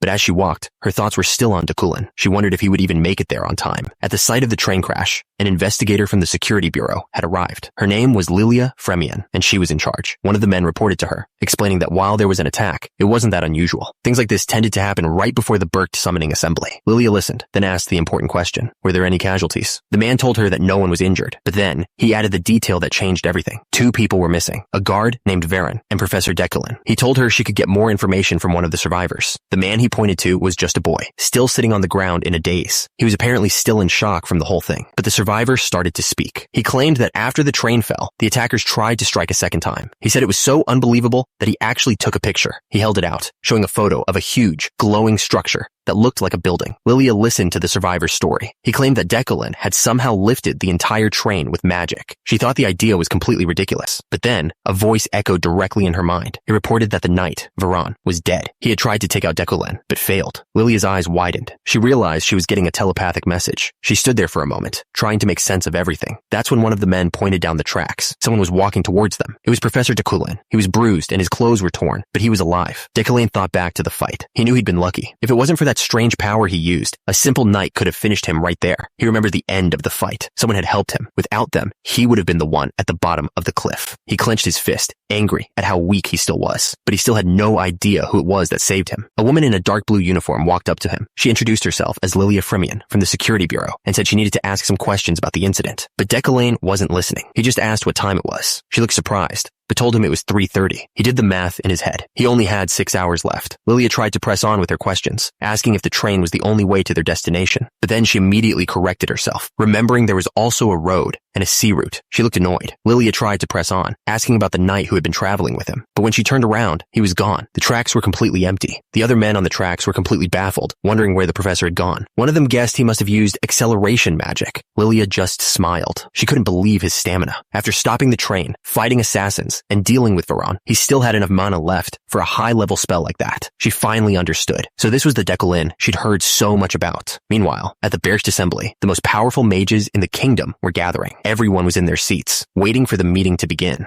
The clock was ticking. It was almost 9:53, the exact time the stars were meant to gather. The assembly was about to begin, but Decolin's seat was still empty. He hadn't arrived yet. At the front of the hall, a figure stood on a large platform, ready to begin. He welcomed all the mages, thanking them for answering the summons. Suddenly, an incredible surge of purple energy filled the entire hall. Everyone was completely stunned by the sheer amount of power on display. One of the mages recognized the incredible mana. It belonged to Desigdun, the Great Elder of Bercht. He was a living legend, the closest anyone had ever come to being an archmage. Sylvia watched in awe. She realized that to even dream of becoming an archmage, she would need to reach that same level of power. With the introductions over, the speaker announced they would now take attendance before officially starting the assembly. The roll call continued. Giltheon of the Illid family answered. Then Ethensel of the Iran family confirmed she was present. More mages answered one by one. Helm of the Rewind family was also there. Then, the speaker called the next name, Decolin of the Eucline family. But his seat was empty. The speaker asked if Eucline hadn't arrived yet. The room fell silent. His voice echoed through the hall. He announced that if Decolin didn't arrive before his name was called 3 times, he would be kicked out of the 12 sorcerers. The crowd started whispering. Someone pointed out that this was a huge deal, something that hadn't happened in 200 years. But others weren't so surprised. One mage scoffed, saying everyone knew this was coming. He claimed Decolin's skills were nothing compared to his ancestors. The gossip spread. Someone wondered out loud how Decolin had managed to live his life in a way that left not a single person worried for him. But not everyone was enjoying the drama. Sylvia found the whole thing pathetic, and it was starting to bother her. The speaker's voice echoed through the hall again, calling for Decolin. His seat, representing the head of the Eucline family, remained empty. The other mages were loving it, laughing at the Eucline family's shame. As the third and final call began, Sylvia shut her eyes, unable to watch. But then, the massive doors at the back of the hall began to glow. A blast of energy shot out from the entrance, catching everyone completely off guard. A man stood in the doorway, looking out at the entire assembly. The speaker's voice called out his name one last time. Decolin had arrived. He dusted off his gloves, then calmly fixed his hair. Even after an entrance like that, he had to look perfect. The speaker announced his full name to the hall. Sylvia's eyes shot open, completely stunned. He walked into the silent hall. Every single person was staring right at him. The announcement echoed again, confirming the head of the Eucline family had arrived. Decolin just stared ahead, completely unfazed. If you liked the story, subscribe for the next part. Thank you.